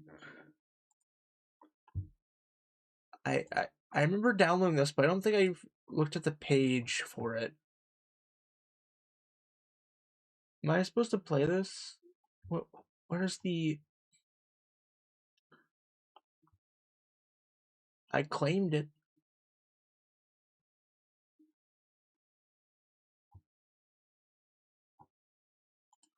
I mean, it's on YouTube, so...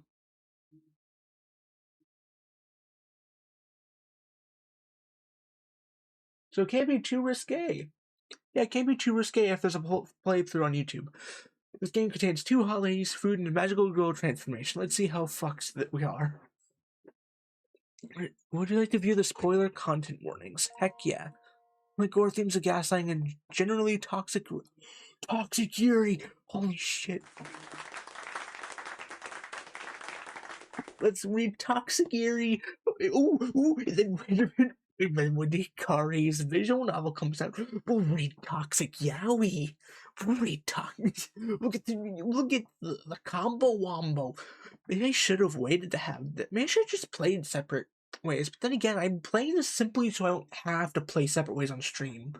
Because I feel like we played too much Resident Evil. And like Resident Evil 9 is basically pushing it, basically. It's Resident Evil 9's new and everyone's excited for it.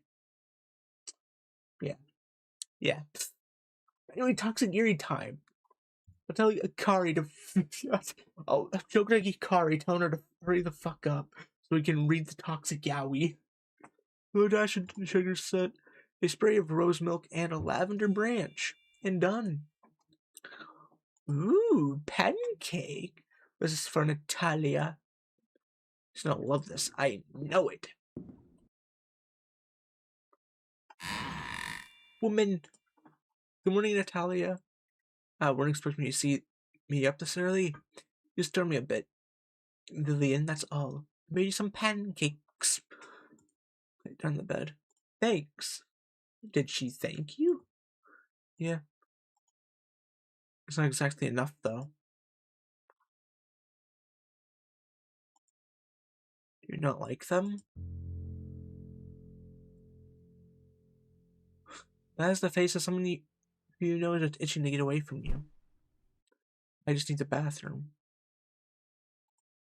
Natalia's blonde. Lillian is green.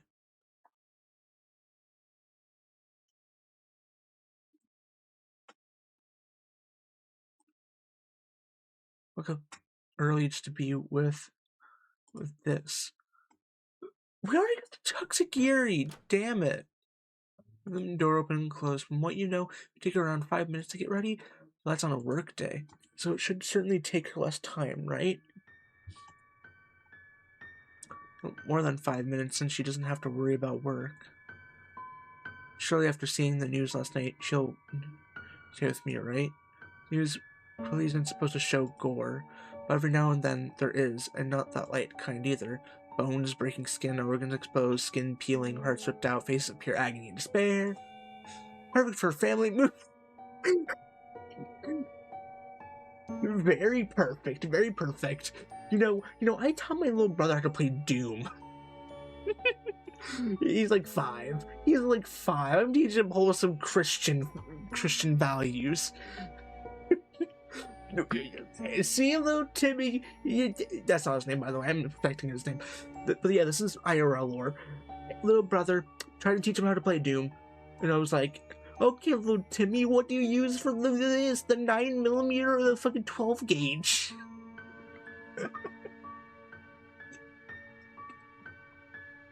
Like, we should, like, make it mandatory for every child to play, like, Doom at one point. And then maybe even Postal. To, like, teach him a sense of reality versus fiction. Oh, well, you wouldn't know what that's like. A family movie night. It's not like that matters all too much to you, though. I don't even tell you right here. Speaking of which, you're all dressed up. Oh, this isn't a bit much for home. Aha, right.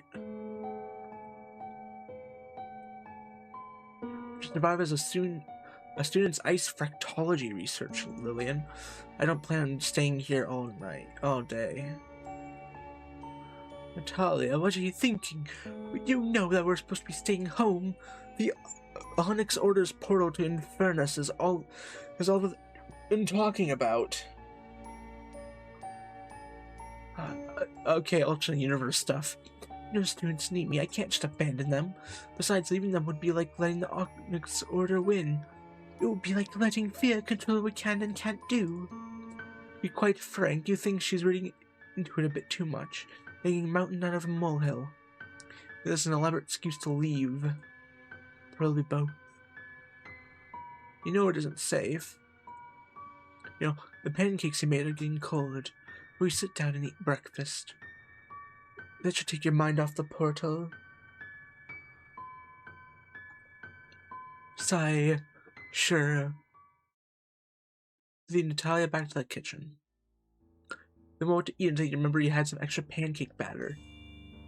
Looks like making Natalia's breakfast pancakes was worth it. You and Natalia sit down and begin eating in silence. Despite her suggestion of eating your worries away, they're still on your mind. How long will it be until she leaves you? Well, she's picking bratty academy students over you. And the portal to goddamn Infernus is doing anything to deter her. No, she's gotta go and supervise those little shits. You know damn well that they probably just see it as a barrier to a degree. You know how it is with humans, right? What? We're not human? Even taking a single bite. Natalia's already done eating. Not a word. Natalia pushes her plate forward. There's still one pancake left on it. Natalia. Finished already? Thanks for the pancakes. They were quite tasty, my goddamn, I'm trying not to go into a British accent. Or something akin to it, but I keep fucking doing it. Thanks for the pancakes. They were quite tasty. You know what's left on my plate. I'd rather not go to waste. I'd rather you stay here. Lillian, you worry too much. Oh, I don't mean it in a bad way. It's good to worry. It keeps her head in check. But you do know that the news is probably making this out to be a bigger deal than it really is, right? Why would they do that? It makes more people tune in. You have to remind yourself to keep your voice soft and whispery. That should do it. How are you so calm about this? With all the horrible things happening in the world? About leaving me here alone? Lillian, we don't have to worry about any of that, I promise. That is, she's going to stay. I know it. Return home before you know it. Well then, I'll take your word for it. Just promise me no demon's gonna take you from me. I promise. Well, you failed again. I'm making Natalia stay and never go to work. Great. So the toxic unity is on my side. I thought it was on Natalia's side, but no, I try to keep her home. I can go out and do stuff. Natalia, it's so dangerous to go outside. Stay with me instead. Yeah, going out after all that whining would make you a fucking hypocrite. Not that you really care about hypocrisy in the grand scheme of things. But you know that Natalia would care a bit too much. So what should I do now? You let Natalia sleep, garden a bit. Maybe some sleep could do you some good. You need to wake up earlier for no reason, after all. Went over to the bedroom, fully intent on sleeping.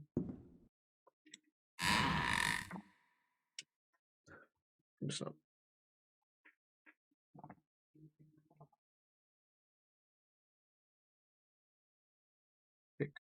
okay. You lay down on the bed. That was just a tad bit too.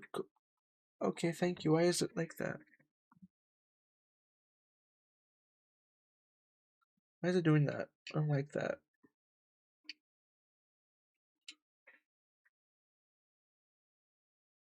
You lay down on the bed, though it was just a tad bit too cold and hard for your taste, thanks to Natalia.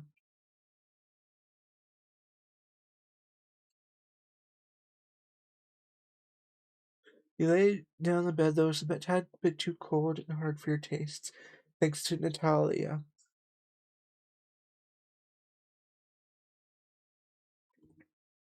Guess that's what you get for loving her. More Natalia would think seeing you like this.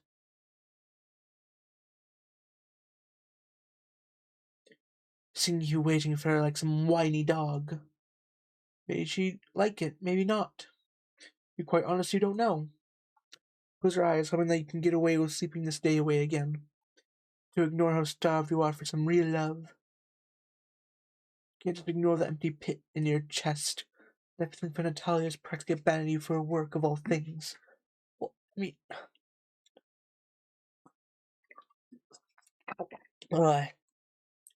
Yummy, yummy gamer subs keeps me awake all night. I just thought that humans hated work. I mean, it's all I ever hear anyone complain about. So are the odds that I end up with someone who loves it? Sigh.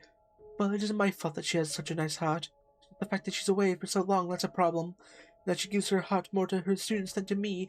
The fact she definitely thinks I'm annoying. Well, these days, it's going to be our last together. I can feel it. Only so much love can exist in a person. One day, she'll love them more than me. Perfect, just perfect. Just as you finally start to get your fill of love, Natalia decided to toss it to the academy. It's a shame, really. They never appreciate her heart like you do. You starve for it, while they receive an endless supply of it from here. You don't know if you can take it. Alright, fine. Natalia does love you. She brings you flowers even if they freeze in her hands. Okay, my back itches now. What the fuck? My back. Ow. Ow, ow, ow, ow. Oh. She always has the bed ready for the two of you, even if it is cold. She always kisses you and pecks you on the cheek before leaving for work, even if you don't want her at work.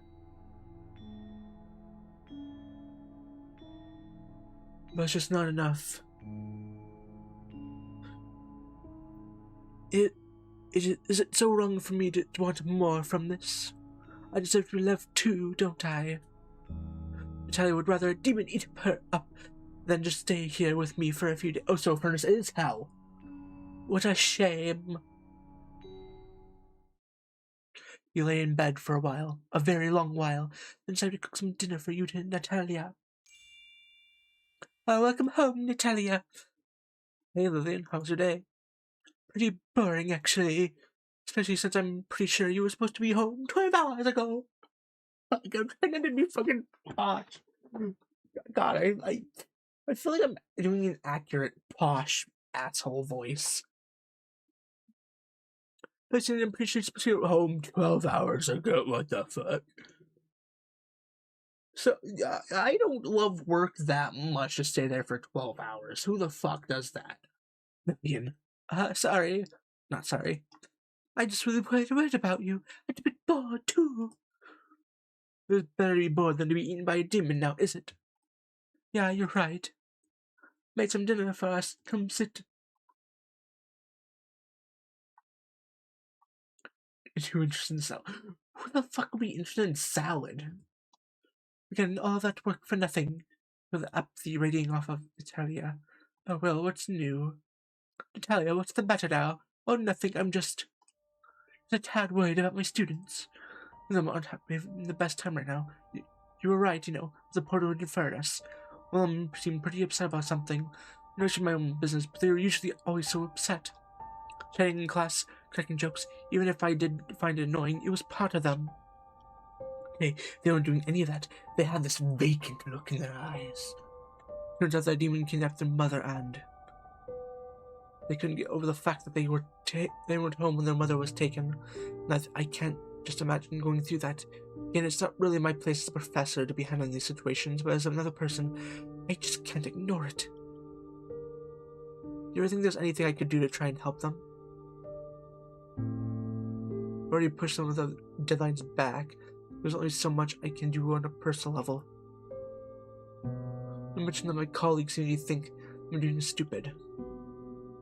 I'm talking about too much work, aren't I? Sorry. I think I understand why you're so worried about me. I'm unfair to you, and I'm sorry? Now you're sorry for the way you've treated me for hearing a student bitch about it? You're taking their opinions more seriously than mine? Wait, what? Now I'm the bad guy, right? I'm the bad guy for being pissed off. Emotions are valid, so I can't tell ya. If one of those little bitches died, you'd fucking lose it. Then what the hell are you saying? It's true, Light. If something happened to me here, I think you'd sleep easy.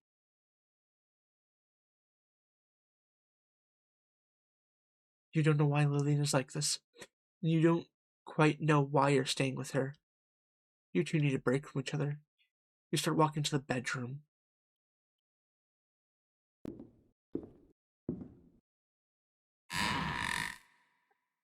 Some time apart will do us good. It'll do Lillian some good. We'll stop being so clingy if we just stop for a while. Where are you going? To the academy.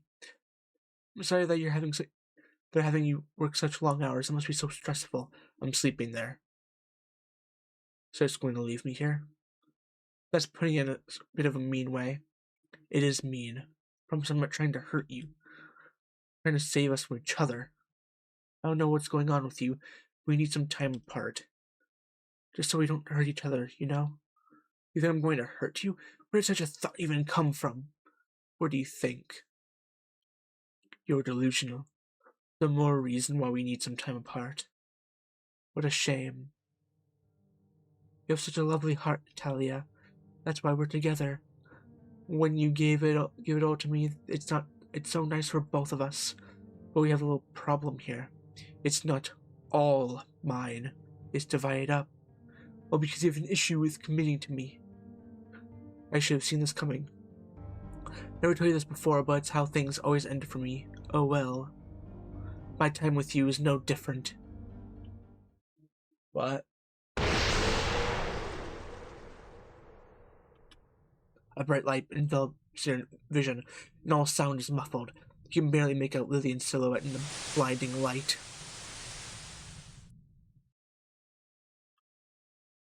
Is it over? Lillian, or you think it? Lillian stands in front of you. Wings break out from her back. Long, straight hair falls over her face. She raises her head.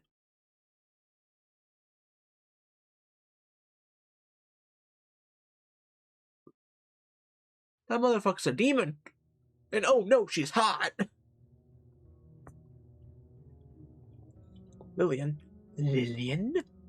You sound so cute like that. Say it again for me. Cat got your tongue? Whatever happened to that fervor you had? Can't spare any for me. You're lovely. You're a demon. Tell me something I don't know. And Lillian's voice coming out of that thing. It's not right. It just isn't. The intonation is different, but it's her. It's still Lillian. I guess you aren't going to talk to me now. How flaky. Although I can rely on you to make that cute face. You're so much hotter than the others. Others? Yes. Just from your face alone I can tell how lovely your heart is. There's so much passion there. There's none reserved for me. What are you? Oh, yep, she's dead. She's dying. This is toxic Yuri. This is abusive Yuri. Grabs her chest with charred hands. You can feel her nails digging into your skin through the fabric of your coat. She looks down at you. Lillian was shorter than you. Why so serious? Why so serious, Batman? Let go of me. It hurts. Afraid I can't do that. The poor twin furnace. You humans wish. But I even want other demons around you. Use that useless brain of yours. I was here long before that stupid portal opened. But why? I can't tell what you mean. Speak that out again. Why are you doing this? Why do you go to work? Oh, I went too far. Fuck. I forgot you're a strange one. Alright then, let me tell you what I've learned. Humans go to work to get green papers. They trade the papers for food. Humans work for food. So do I. I tried doing things the good old-fashioned way. But it wasn't just doing it for me. What, now? You want to find out?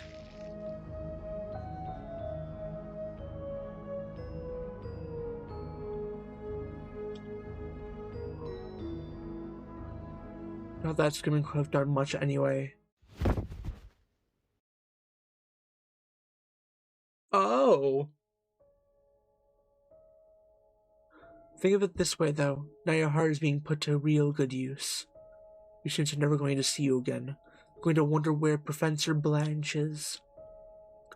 I bet that you're still thinking of the academy. See what I mean? You spend on people who can't put a good heart to good use. I'm doing us both a favor here. This isn't toxic, Yuri. This is like fucking fake romance. What the fuck? Think it was dark. Think of it like this, though. You're not alone in this. You weren't the first one. You certainly won't be the last.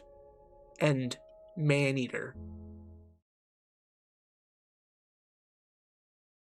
Till we meet again, dear reader. That implies there's more than one ending. Fuck. Is there other endings? I should probably search that up. I'm curious. 2 endings. 2 endings? What?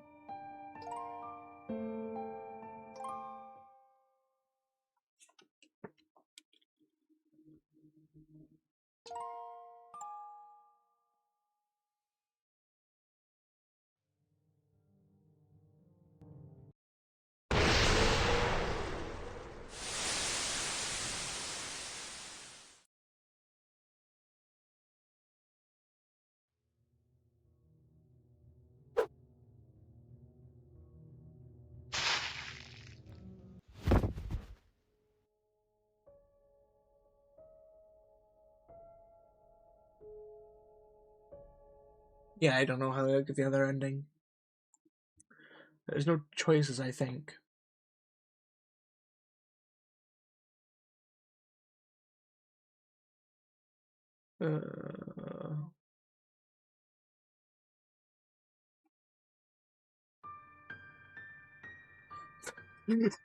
Comments. They can't beat the lesbian domestic violence allegations this one. Good luck with the general. Fucking Toxic Eerie. Like Toxic Eerie, you know, it's a fucking lesbian violence. Fucking funny. Funny. Funny. Funner wonders. Funner wonders. Funner wonders. What do I play next? Fuck. We still have 2 more games.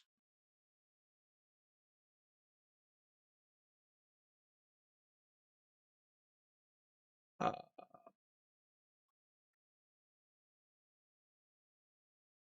short game. Do we have a short game? Do we have a short game? No, I don't think we have a short game.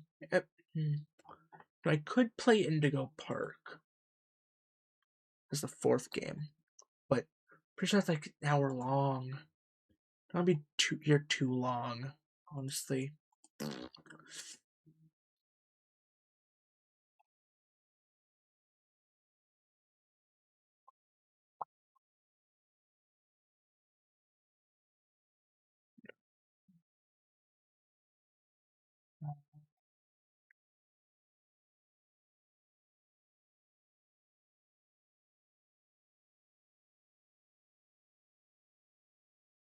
I play Kelder. Calendar demo. We're going to Soviet Russia. Where is it?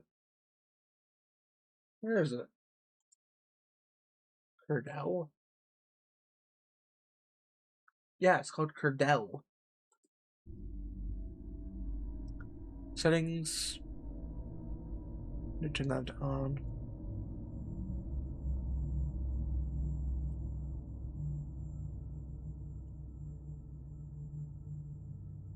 Oh, let's hope this works. Let's hope the game is good in terms of performance. Play demo. That is Curdell. Kurger. I've already put out the name of the game. Oh, what the fuck's that?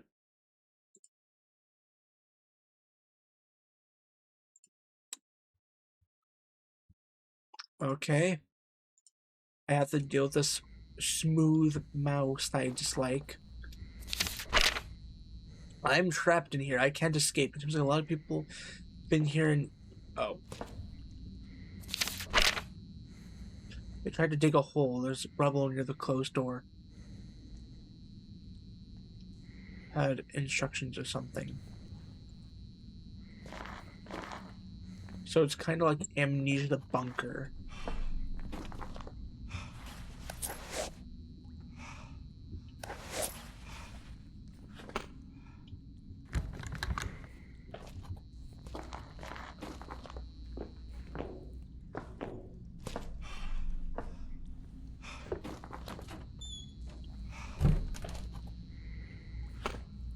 I hear noises. Why do I hear noises already? God, everything's so goddamn dark.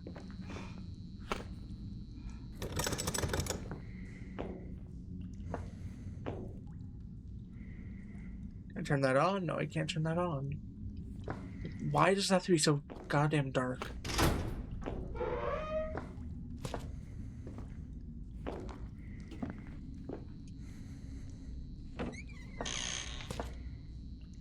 Storage. More storage. Storage, but old. Storage, but old again.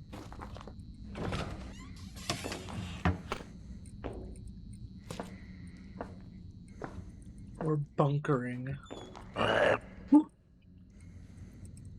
What? Just a fucking floating hate face for a second. What the fuck? This might be the worst on the list so far. That was actually really funny. Entrance 012B.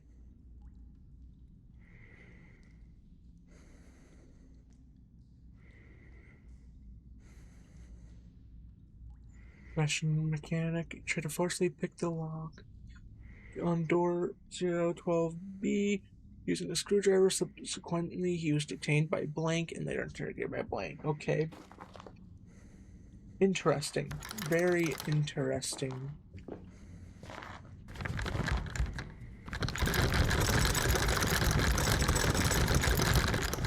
Okay, I'll stop.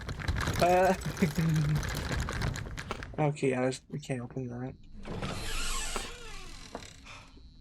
Everything's like so fucking green. Double D's. It's the double D's door. The D's nuts door. Doors, keys. Every time I close the door and hide the key, doors must be closed. Tag.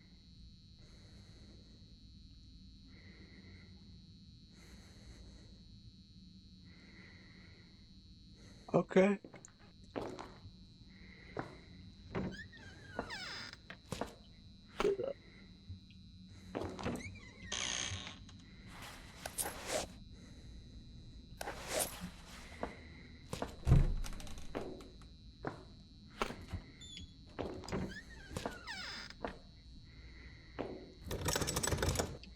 Hmm.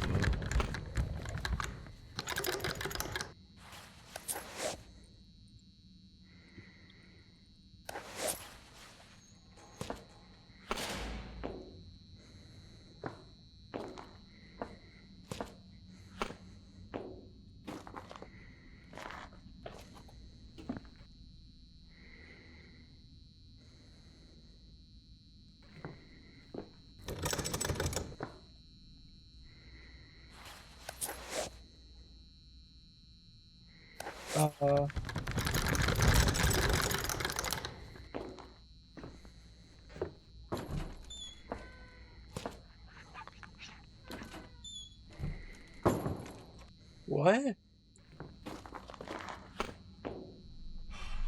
Well, that's okay. This is the door we opened originally. Okay.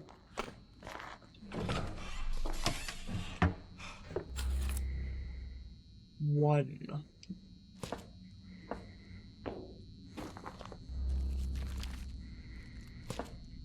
I assume that's a map.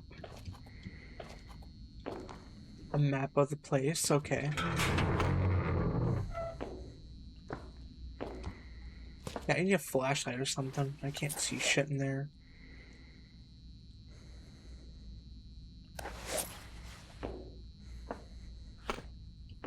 Yeah, this fucking sucks. I don't like this.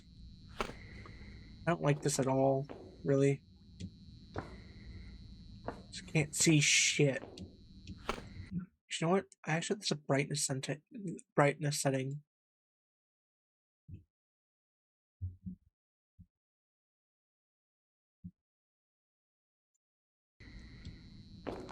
Can I see everything better?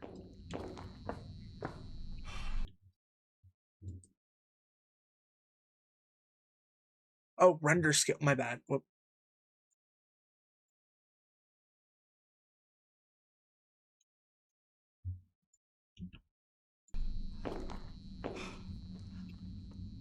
Okay, I can slightly see everything. Otherwise, I can still barely fucking see shit.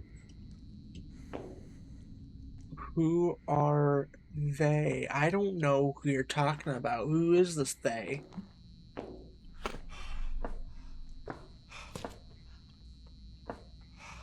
Poke, poke, poke, poke. Okay, nothing.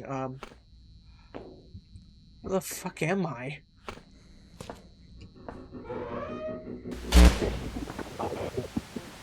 Hello, is anybody there?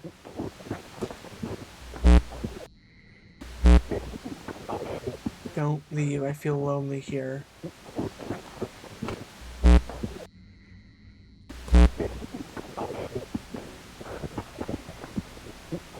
Are you lonely too? Are you alone right now? Oh, I can't open it. Many people visited me, but no one lately. I like because everyone's either dead or gone. And I hear your voice. No. No, I'm gonna stop talking because I don't like you. You have a phone?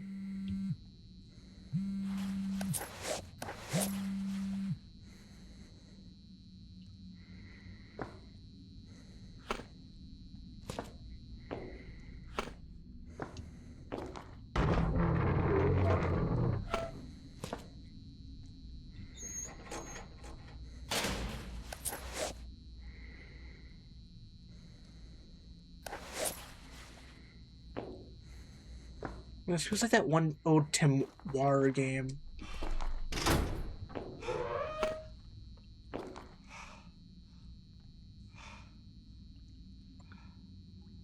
Yeah, I can't read any of that. Actually, you know what? You know what? We're not even gonna play it. We're not even gonna finish this. I don't even care about this anymore. This game just kind of fucking sucks.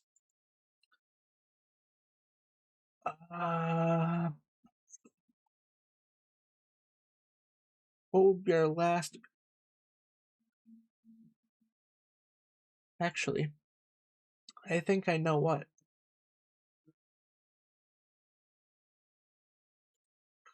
The Scarlet Hollow demo.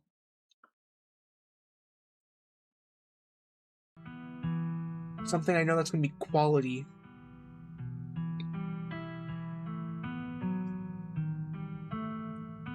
Yep.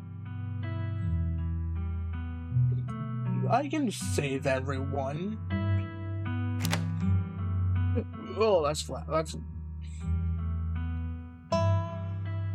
Oh god, no, I don't think that's worse.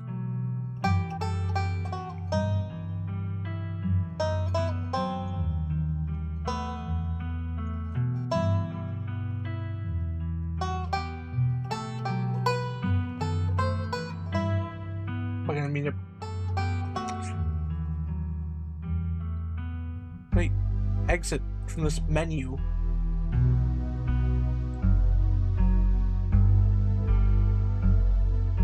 How the fuck do I exit from this menu?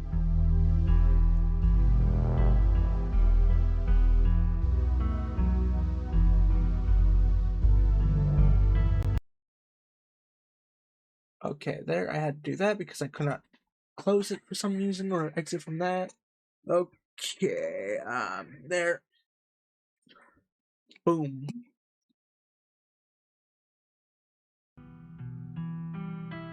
Ah, more caffeine. I love caffeine. Caffeine.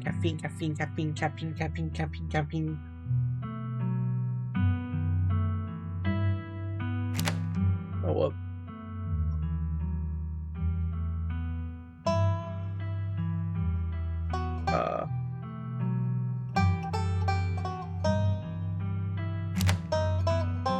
Ah.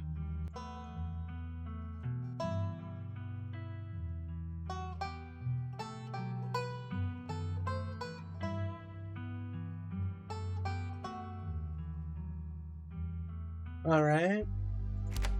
Ah, God damn it. There, let us start. Scarlet Hollow. Jim Bimbo Bob. We are Jim Bimbo Bob. We live in the city of John. Actually, you know what? Joking does not impact. We will be them Jimbo Bob. Jim Bimbo Bob. This is a demo, it's not gonna carry over.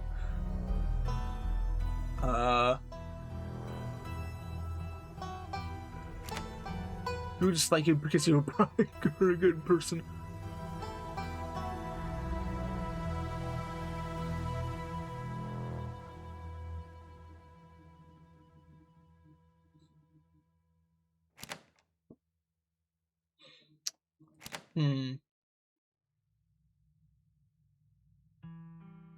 No door can hold you. I think that's...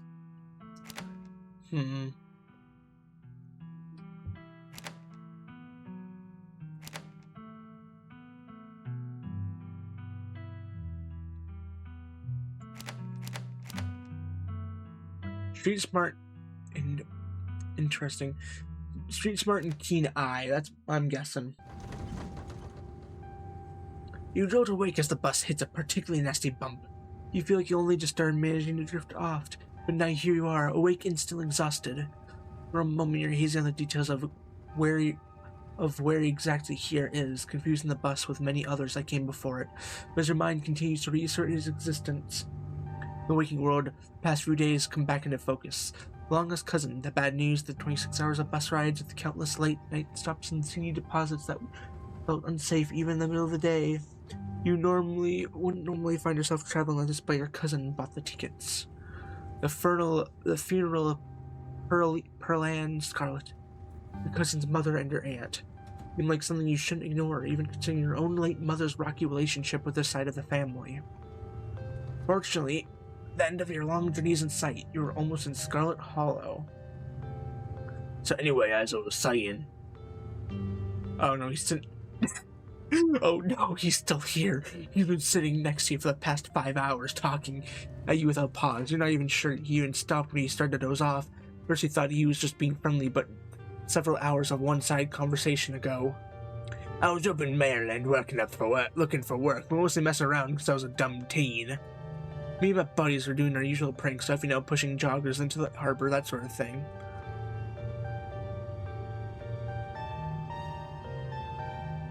Oh yeah, so chaos, my dude. Oh yeah, so my dude says Jim Bimbo Bob.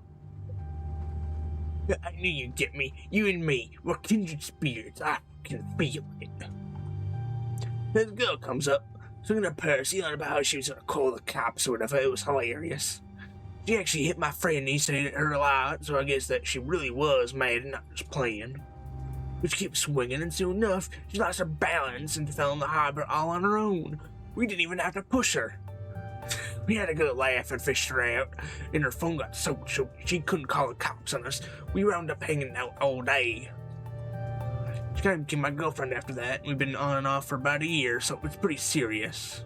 Well, about 5 months ago, she tried to break up with me, like for real, and geez. You ever get so mad you just kind of want to kill someone? Yeah, I kind of feel like killing someone right now, actually. Yeah, I kind of feel like killing someone right now. Wait, that's me. That's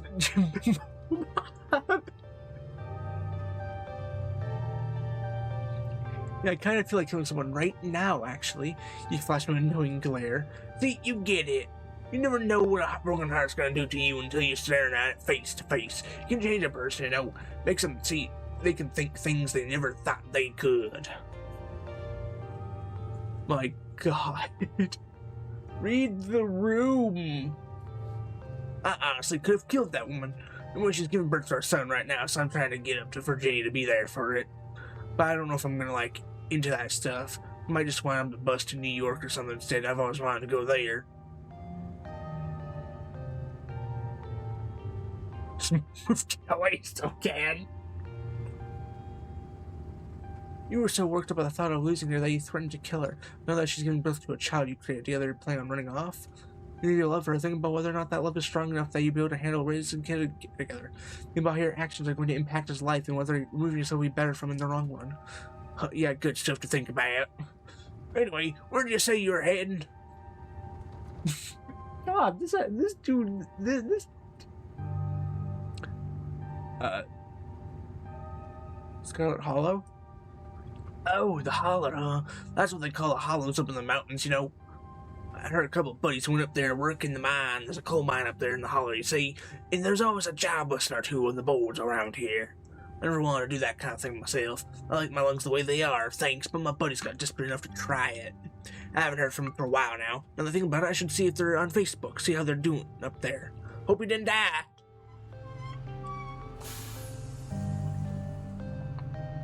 Oh, my throat. My throat hurts. Jesus. He looks back to his foes, and for once focus on something other than you. Oh, this is me. It was lovely meeting you. Hope you don't get too bored without me around to talk to. Here, I have something for you. A dripping bag of peanuts. I bought peanuts. I got my gas station a few bucks a bag. I haven't noticed you eating much. So I figured you could use them more than me. Plus, it dripped all over my bag, so I don't want them to carry them anymore. Sometimes picking a dialogue option establishes new facts about who you are. Wait, I don't know who I am? Screw you. No thanks. You put your hand up to say no. I'm not really hungry. I'm not really hungry. You're still good. 45 minutes left in your journey, pal. Assuming nothing goes wrong, best to have them on hand.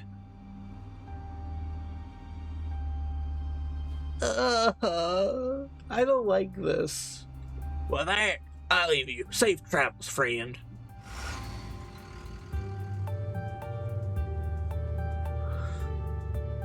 Soaking into the seat across from you. I have never felt more uncomfortable in my life right now. Holy fuck.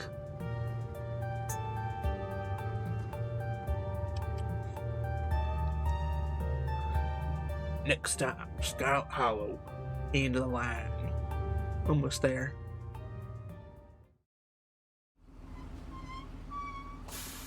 The bus finally comes to a stop. Its brakes squealing as it deposits you right in front of the Scarlet Hollow bus station. The sign at least reads bus station, but calling it that feels disingenuous. At best, it's a kiosk. Though for a small town like this, you're amazed there's so much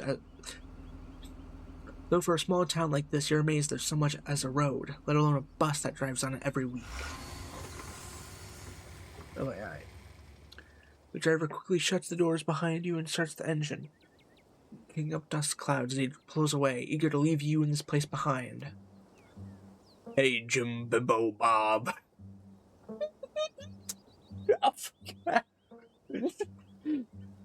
Hey, Jim Bimbo Bob. You see, recognize that's a woman? You instantly recognize the worn young woman from the few public photos on her Facebook page. She's your cousin, Tabitha. She looks annoyed to be here.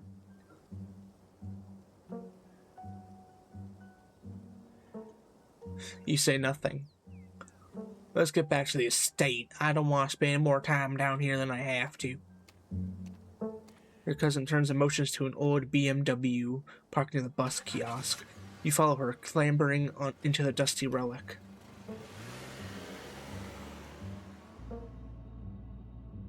It doesn't take much driving before the only signs of civilization are the car you're in and the road you're on. Tabitha mentions an icy silence as she focuses on the road. Tip. Dialogue options labeled Explore can usually be taken without advancing the story. They can impact relationships and unlock additional story paths, so choose carefully.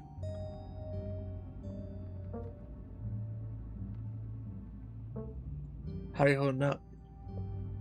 Fine.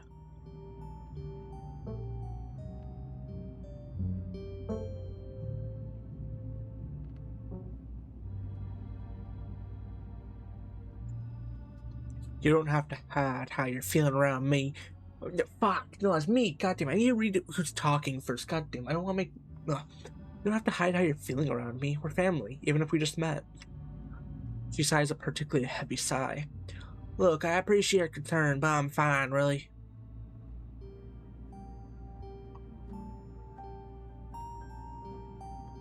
Guess we're both members of the Dead Moms Club now? Huh? Your cousin turns to you with an this would have worked to ease the tension if she were someone else, but she isn't. He turns back to the road, her expression cold and unforgiving. Can't believe I've never actually met before this.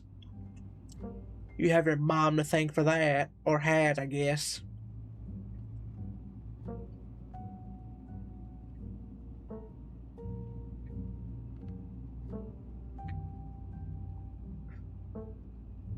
Look, I don't know what my mom did to piss off this side of the family, and I know you're going through a lot right now, but that comment was unnecessary. But then again, I did say... Ooh.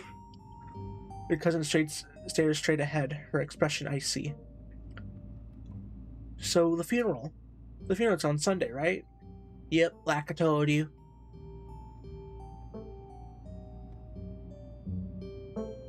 Geez, that's almost a whole week. I got here a little early. Bus only comes on Monday. You decide to sit in silence with their cousin as the car eases up the steep mountain road.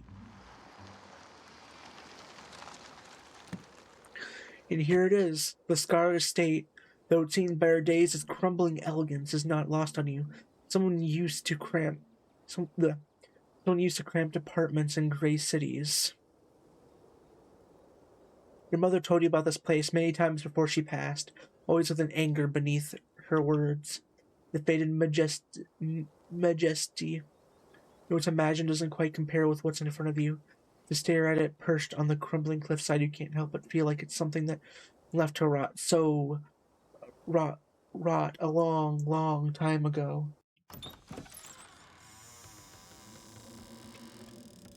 You hear the blasted, dusty air as you step across the threshold and into the foyer. Everything in this room has been here for much longer than you've been alive. Each object cemented in place, layers of dust and cobwebs. You can hear doors creak on their hinges and the aches and moans of ancient floorboards as the house itself sways in the wind. Welcome to the family's humble estate. Unfortunately, due to the current state of the house, only a few rooms will be safely accessible during your stay. I wouldn't go wander anywhere else if you value your limbs. The floors have been known to give out. If you know what's good for you, you stick to your room, your bathroom, and the kitchen and hallways, I guess. But only the hallways you need to use to get to those places. I'll show you around so you know where it's safe to walk. You can leave your bags here for the time being.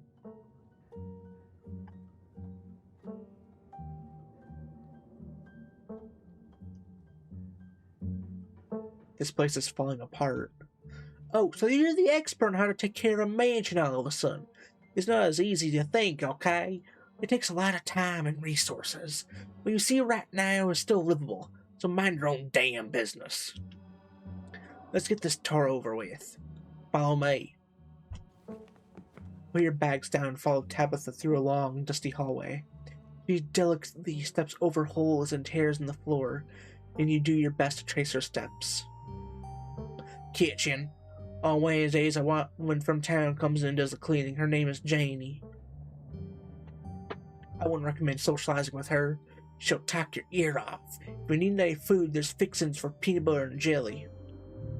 Don't touch my mac and cheese or my ice cream. Those are off limits. Oh, you can access the garden through here, but it's pretty wild. So I wouldn't if I were you.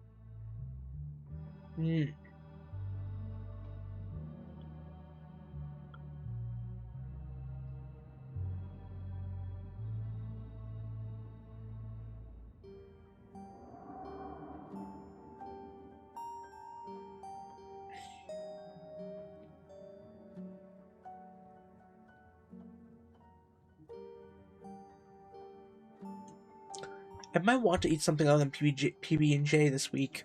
Is there anywhere in town we can get groceries? Well, aren't you fancy? Yeah, there's a general store. There's also a diner. I usually order my food in bulk online, though, so I won't be going with you.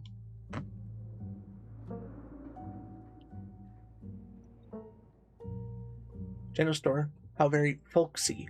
A general store. How folksy. Oh, goddamn. I keep slouching. My chair's... Easy. It's a store that fulfills your general shopping needs. General store just describes what it is. You said someone actually cleans this place? Have you ever actually seen that happen, or does this person just say they didn't leave? Oh, I keep a close watch on Janie. She cleans. He's not up to your sleek city standards, but this is an old house in the country. There's a level of dirt and grime you have to live with. Alright, sorry. Wonderful. Now that you're done installing my kitchen, do you have any other questions before we move on to the next part of our tour?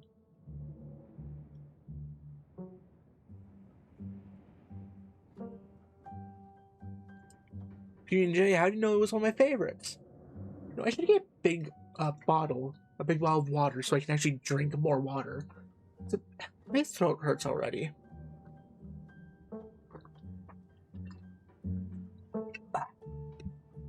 P&J, how do you know it's my favorites? That smile can't be real. I got an achievement for that. What the fuck? I generally don't feel comfortable with the fact that I made her smile. Neither do I feel comfortable seeing that.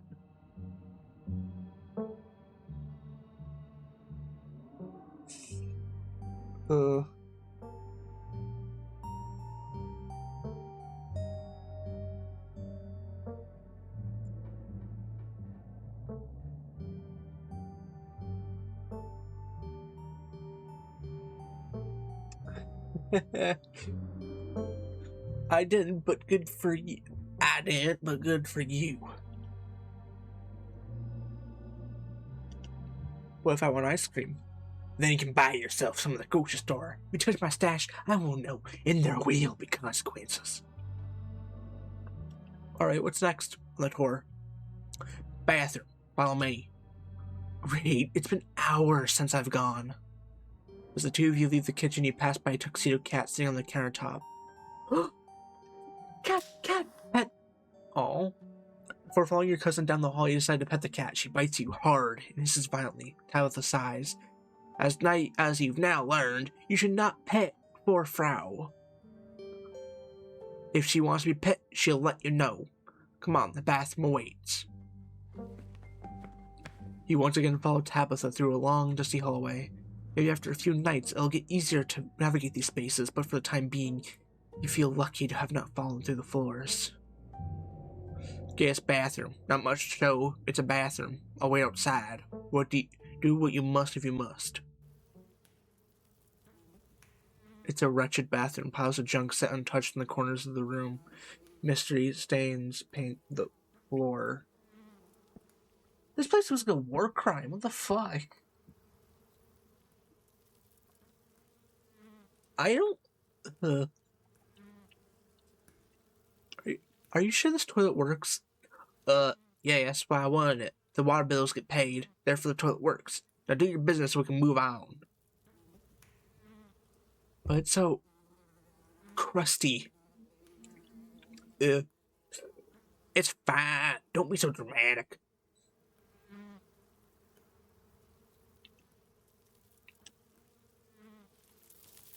Bugs clear from the bowl as he left the seat. You aren't desperate enough for this. You want to say, I don't think I need to go. Might as well try since we're here. Is there another bathroom I could use? There's my bathroom and there's my part of Mother's, but this one is the guest bathroom, so you should get used to using it. Nah, I'm good. You leave the bathroom to rejoin your cousin to finish the tour. You still have to go, but you can wait until later. You sneak out to the garden. Next up, guest bedroom. Last stop on the tour. Follow me. You and Tabitha briefly return to the foyer before climbing the stairs and reaching the guest room. This is where you'll be staying. The linens are fresh. I wish Janie washed them had washed them last week. I done during a half hour rant about her kid to get her to do it. So you better be grateful. The closet's full of old family stuff, so you can't hang your clothes up, but you can use the dresser. It should be empty. What's with all the boxes? Old family stuff. Do you need help moving them? Tabitha eyes you up and down for a moment. No.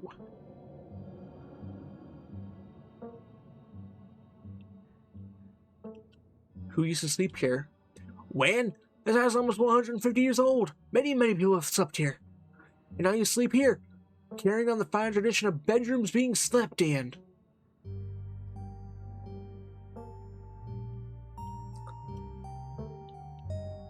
It seems a little...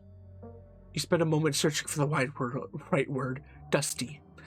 Wow, sorry I'm not doing the 5-star hotel treatment you so desperately seem to need. You can dust it yourself if you care so much. I guess I have to get settled. This place sucks. I hate it.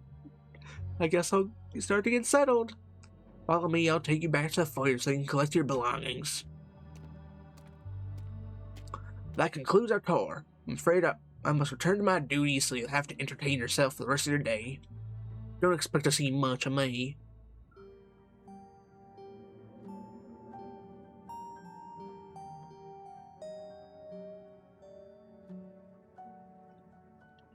You know, we don't have to inherit our parents' bad blood. We can start fresh now. That's it. Just us. Look, I'm sorry, I've been testy since you've gotten here, but you aren't exactly one to talk. Clearly, you have very different opinions on hospitality. Okay, that's completely fair. That is very much completely fair. I mean, I even really insulted you. Maybe we can start fresh tonight. Just stay on my hair until then, okay? I got work to do. What kind of work do you do? I run the coal mine, same as every Scarlet who came before me. Except for you and your mom. There's a lot of time and concentration. I'd appreciate if you didn't keep me for long. I didn't know you owned a coal mine. We don't own the coal mine. I own the coal mine. Your side of the family forfeited my claim to it years ago. Can I come watch? What? No, the mine's dangerous. I can't babysit you and do my job.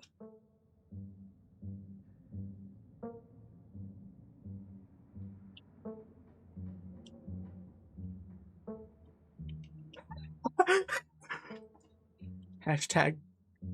Damn, I can't believe you're only in your 20s and already running a coal mine. I talk about hashtag girl boss. Don't patronize me. Don't patronize me. I know you have nothing to do. I know you have nothing to your name, Jim Bimbo Bob.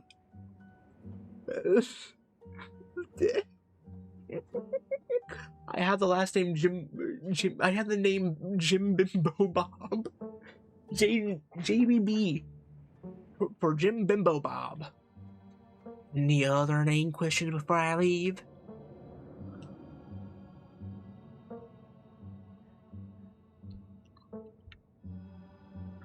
What am I supposed to do while you're gone? There's a There's a very demanding job I should get back to right now. That does include figuring out activities for you to occupy your time with. I'm not your babysitter. Why don't you, I don't know, go walk around in town or something until you get tired? It's a historic. There are historic buildings to look at. I'm sure you'll have a great time. Do you think you could take me to town before you leave? No, just down the hill. You can walk there yourself. Are you sure you can't take the day off? It's a special occasion. Your cousin's in town. No, some of us have responsibilities. If you think about it, isn't family the greatest responsibility of them all?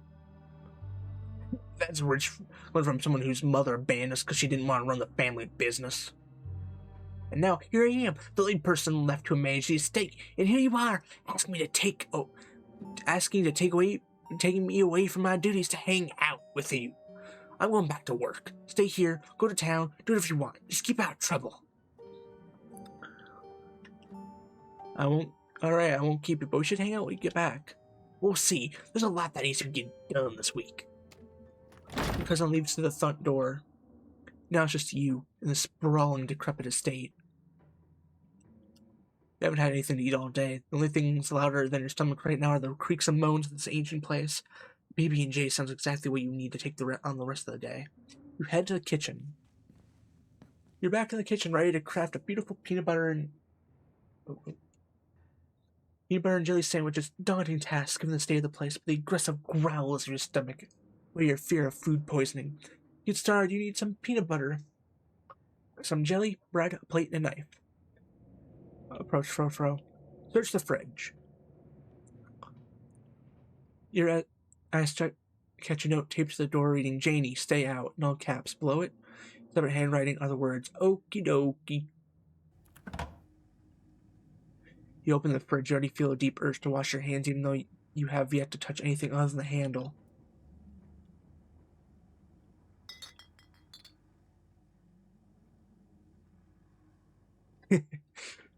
You reach for one of the unopened jars of grape jelly, carefully checking its expiration date. You breathe a sigh of relief when you realize it's recent. This is either purchased specifically for you, or jelly is one of the few things in this kitchen Tabitha actually uses. All you need now is a plate, a knife, bread, and some peanut butter. Better close this fridge and keep looking.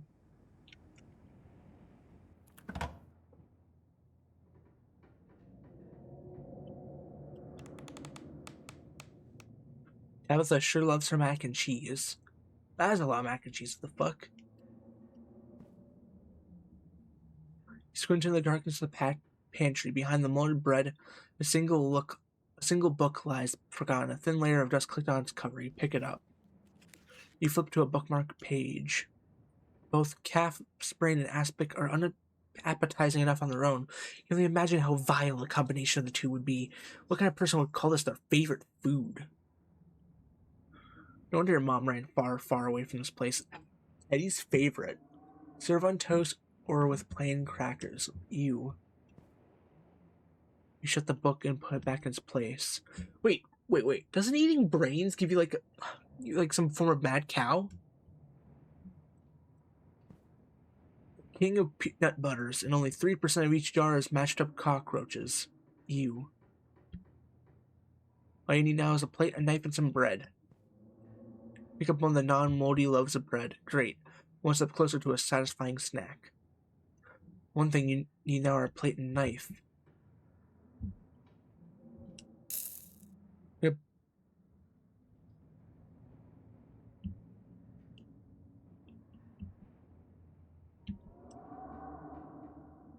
Put it back. Staying away from mac and cheese is one of your cousin's hard rules, and she already seems to not like you. You put the box back where you found it. Long shouldn't make things worse than they already are. You close the pantry as best you can and turn back to the rest of the kitchen.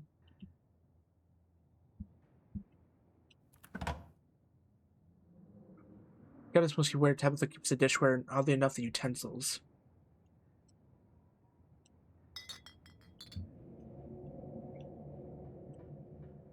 There, now we can make our PB&J. Let's have a nice old sandwich. Close the cabinet and look back to the rest of the kitchen. Take the PB&J. Mmm. Cooking by the book. Follow the recipe. Yay. All that has to less than a minute to eat. The rest of the day lies in front of you. Let's approach the cat. I want to see what happens if we approach the cat. The cat hisses as you draw near, but remains firmly in place. His clearly Frau spot on the counter. Back away. And trying to not make any sudden movements. Let's check out the garden. The garden was reclaimed by the wilderness long ago. It might not be very safe, but who's to stop you from venturing deeper? Let's explore it a bit. You wander further into the garden. It's quiet out here. Turn into the kitchen. We're done here. What do you want to do next? Sound into my room?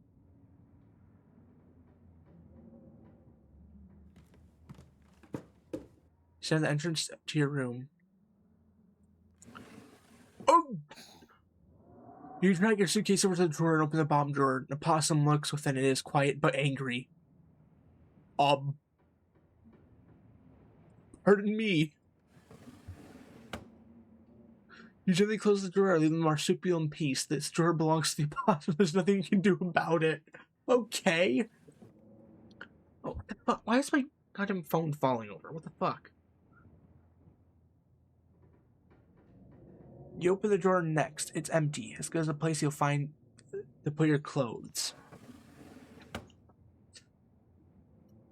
Based on the state of the house, you wonder if you would been better keeping your clothes in the nice clean bag, but there's no going back now. Take a nap, you earned it. No, I'm actually not gonna do that. Check the closet. See why your cousin said you shouldn't put your clothes in the dresser instead of this closet. There must be decades of family history stacked up in here. Leave it be. Some things are best left untouched. You close the closet behind you. This must be an older relative of yours, judging by the dates on the inscription. You've never heard of her, but you've barely heard anything about your aunt and cousin until a week ago, so that's not really a surprise. Maybe you should ask Tabitha about this. Mary Belle Scarlet. The next time you see her, that is. She's actually in the mood for conversation.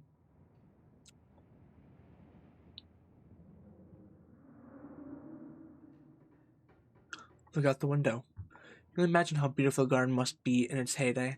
If you owned this place, you'd totally get out there with a shovel and some gardening gloves and whip it into shape. You'd go out and pull weeds, chop trees, carve topiaries, do whatever you needed to do to return it to its former glory. Once it was all done, you'd sit by the fountain, which of course would have a little goldfish in it, drink a floor of tea while enjoying the bird song. Yeah, you definitely do that. Just not right now.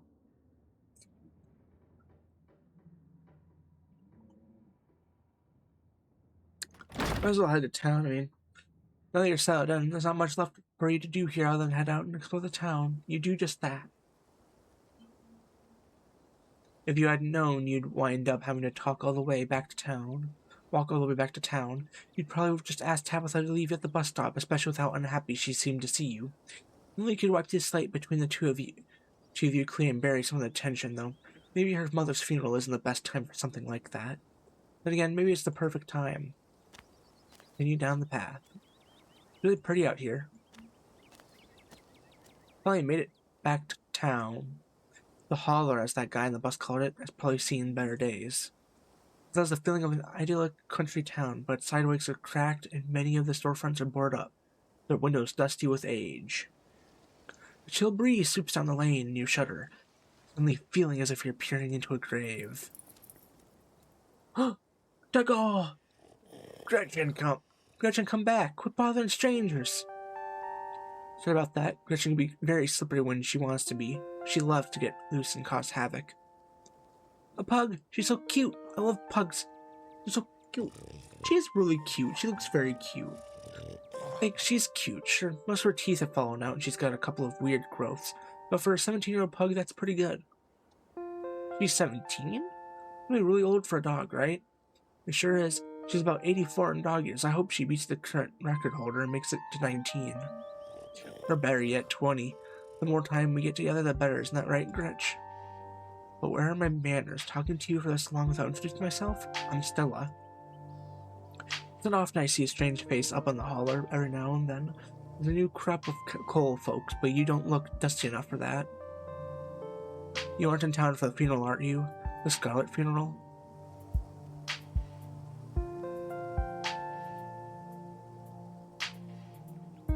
Hi, I'm Chimpimpo Bob. You must be Tabby's cousin, right?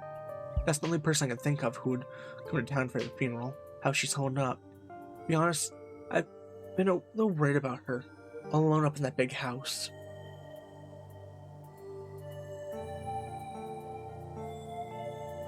I'm sorry, did you say Tabby? I can't imagine Tabitha ever going by something so cute. She did back when I knew her better. It's been a while. I hope she's okay. I don't think she's doing too well. She's been icy, sure, but it feels like she's putting it on as a front. She's always been a little rough around the edges, to be honest. It's been hard to tell if she's just that way or she has just been putting on an act her whole life. I think she's been up in that old mansion all by herself. But probably good for her now that you're staying there, even if she doesn't think so herself. How long have you known her? Oh, quite a long time. The town's really small. So everybody's known everybody as far as back as they can remember. Tabby and I got a little close when we were both in school productions of A Midsummer Night's Dream. I was Puck and she was Mustard Seed.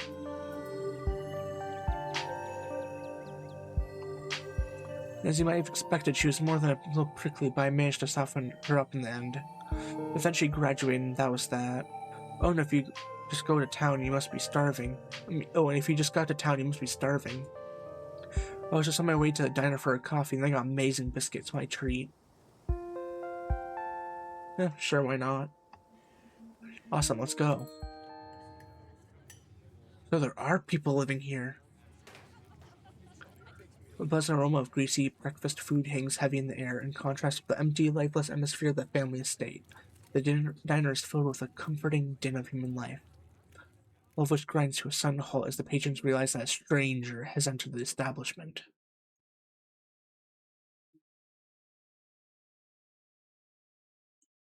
You silently stare at the patrons, unsure of what to say, or perhaps unwilling to break the silence. Hey, this is Tabitha's cousin. They just got into town for the funeral. I'm showing them around. Stella moves to the nearest booth and you quickly follow. There's no need to be nervous, so they don't won't bite. As you settle into the booth, you can't help but pick up some of the murmurs of the conversation around you. Okay. Stella turns to Gretchen while you take a quick look around the diner. The counter, two policemen and a woman, who seem to be the owner, shoot sidelong glances in your direction while whispering to each other.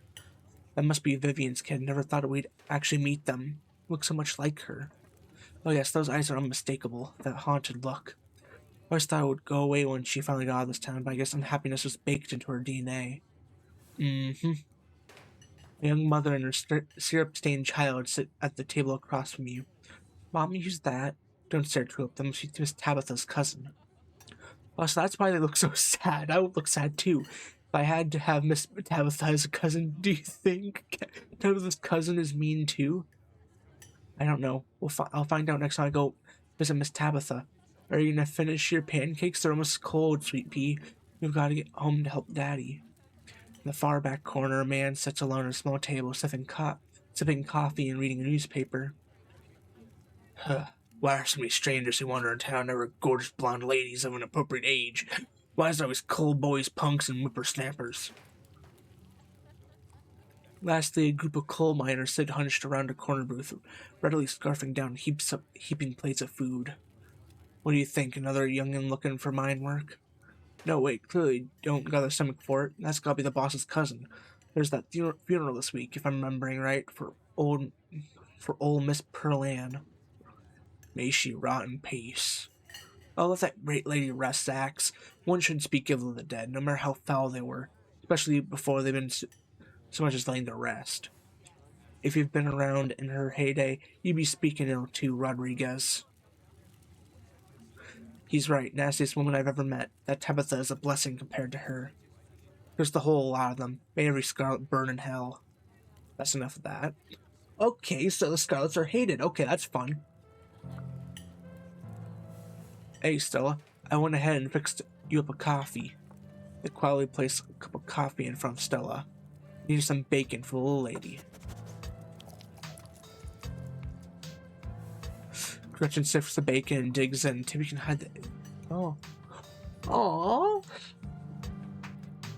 Anything for you? The name's Avery. I'll be taking care of each day.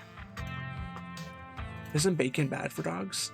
But dogs love bacon. Can't say no to a face like that. Okay, fair enough.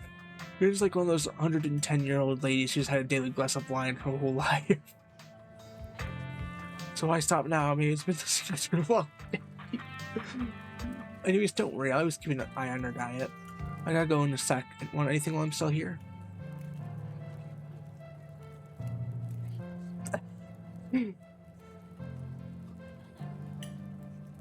There's a coffee, thanks. No problem.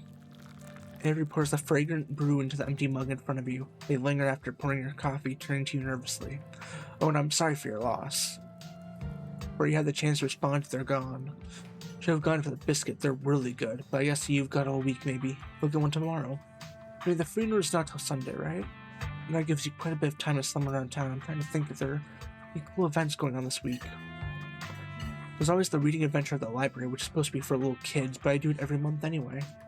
And I'm pretty sure Avery's throwing a party Saturday night, so that's a fun thing to look forward to. And there's this weekly Sunday potluck. I actually really like this game. That should be right after the funeral too, so it'll be a special occasion.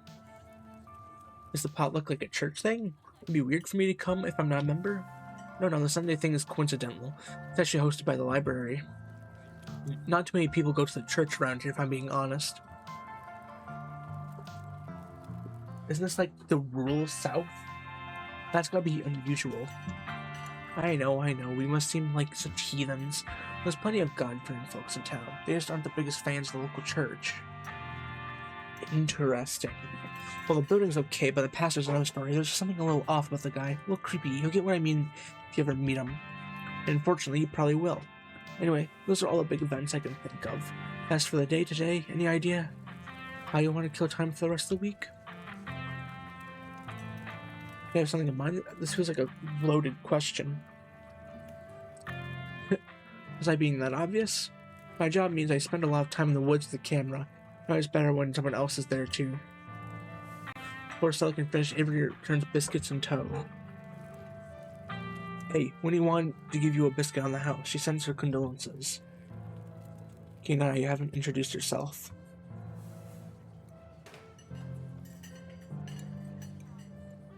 For condolences, I haven't introduced myself.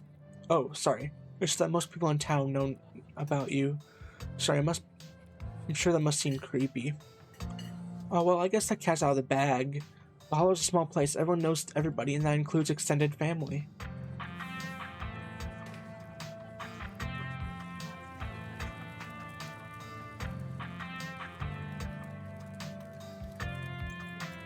So this is still a bit unsettling. Knowing I've been talked about but not knowing what's been said is weird. I'm sure it is, but at least you're here now. Yeah, and anything Perlan said you won't hold up to meeting the real you. Oh, fuck.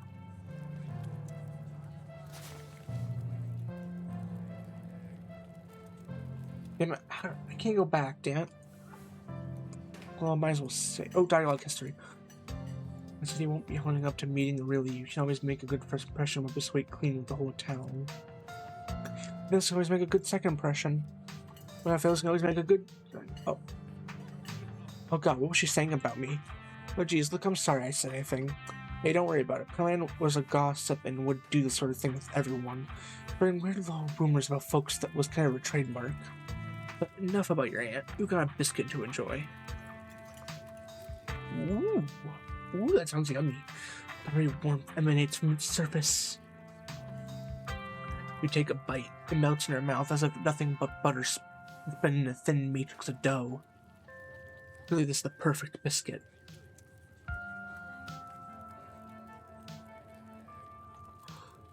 This is a really good biscuit. Wow. So glad you like it. Everyone loses the tail for a moment. So has Stella mentioned she's famous? Oh, Avery, I'm not that famous. You're the only person I know who's been on the news. If that's not famous, then I don't know what is. I'm a YouTuber. Absolute cinema.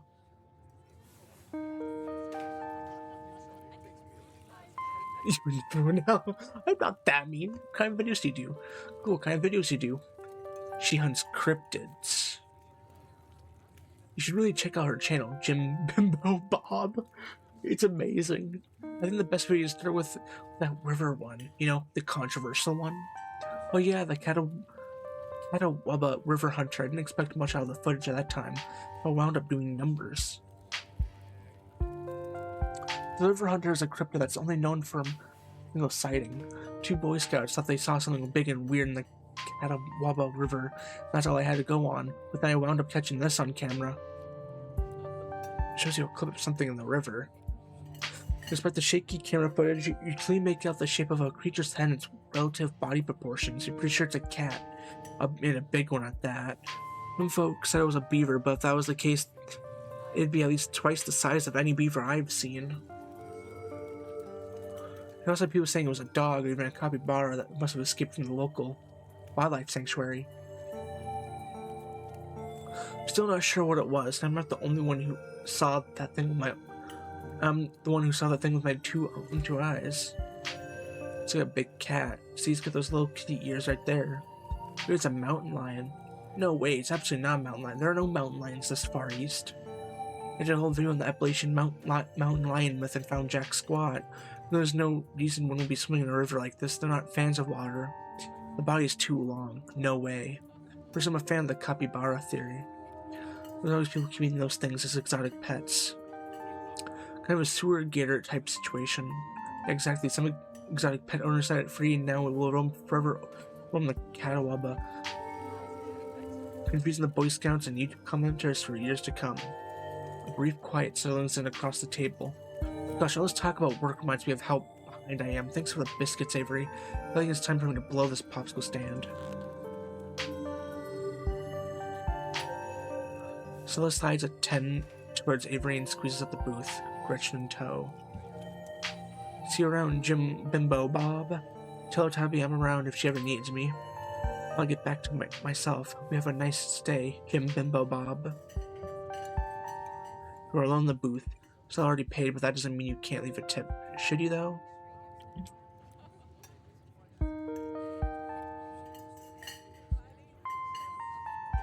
I might as well.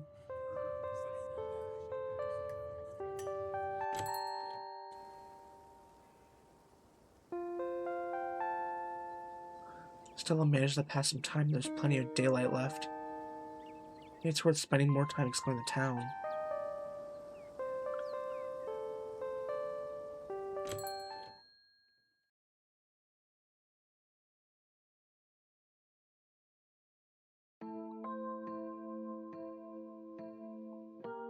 Now let's put together some of the others you saw along your journey. Seems to reflect the state of the town, with its meager offerings of canned food, goods, and the neglected tourist trap trinkets. It feels like an old place that's slowly limping its way to the modern day, lagging behind just by just enough to be internally unfashionable. Rundown country ambience clashes terribly with a goth woman behind the counter, and eyeing you with something between curiosity and dawning horror. Oh my god. What? She's clearly trying to say it quietly, but of course you heard her. The only 2 people here. Reputation once again seems to have preceded you. The surprised look on her face is a look of recognition. Fare thee well, fair maiden. Talks to the clerk. Are you looking for something in particular? I'm Jim Bimbo Bob.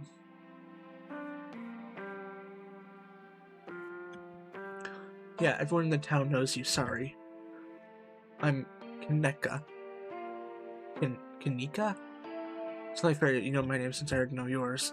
I'm amazed to see you here. Nobody thought you were going to show up for this.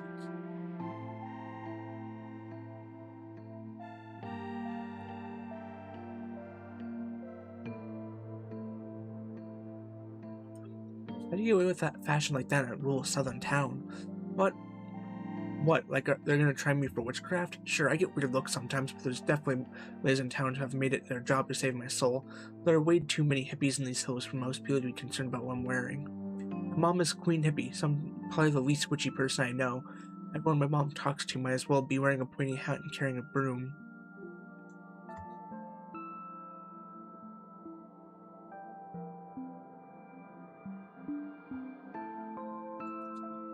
I don't like this town. I don't like that everyone knows me. I know exactly what you mean.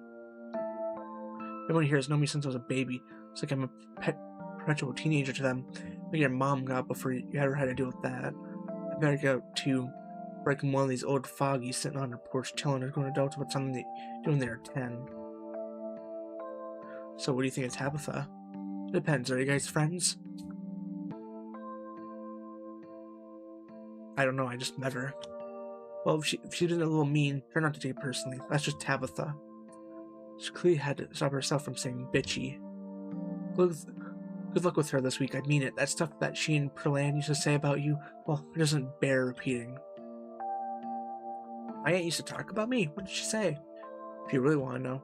That you and your mom were stuck-up city people who thought you were better than this town. That your mom was for having you out of wedlock. That it's good your mom left because she was going to drink away the family fortune. She would just say anything. Never believed a word of it because what she always said about my family too. I know nothing that came out of her mouth was worth anyone's time. I think that most people in town knew that. However, Tabitha is not most people. I'm sure she's believed it all. I don't envy you having to spend the whole week with someone who thinks so poorly of you. She's just generally difficult to be around anyway.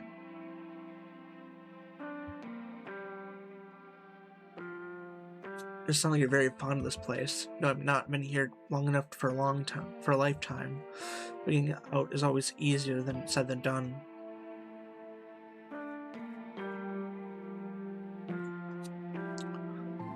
What is there to do in town? I have a lot of time to kill. Looking for something exciting, you definitely came to the wrong place. The only restaurant we have in town is a diner. No place to hang out is probably the library. There's a gas station for what that's worth. Then there's a bar. It's not exactly a place you want to go to. It's a dive that's always full of minors. Pretty sure someone at the diner is throwing a party this weekend in case you want to hang out with a bunch of strangers that day before a funeral.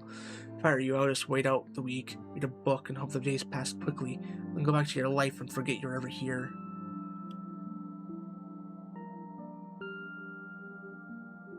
Fare thee well, fair maiden.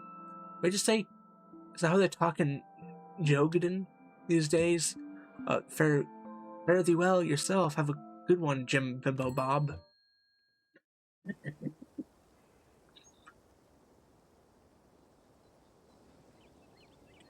Myself back on the empty street outside. It looks at 3 hours. I've already been streaming for 3 hours. Holy shit! Sun's starting to set. Maybe see a sleepy southern tone like Scarlet Hollow has a vibrant nightlife. Another day. But for now, you feel ready to go back to the estate.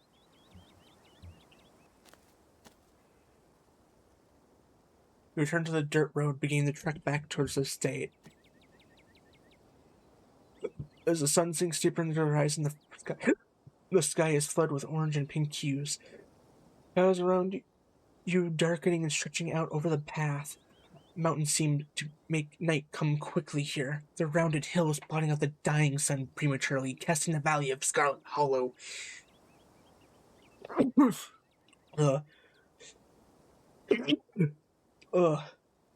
an eerie autumn twilight. You've had a long day. Between traveling and meeting all these strangers, the dusty bed that waits for you back at the estate is starting to sound. You pause mid-thought. Something is standing in the tree line, watching you, trying to be very still. It's a cat, and a very big one. Is this what you saw in Stella's footage? I can see you there, you know. The creature continues to watch you from the tree line, remains unsurprisingly silent.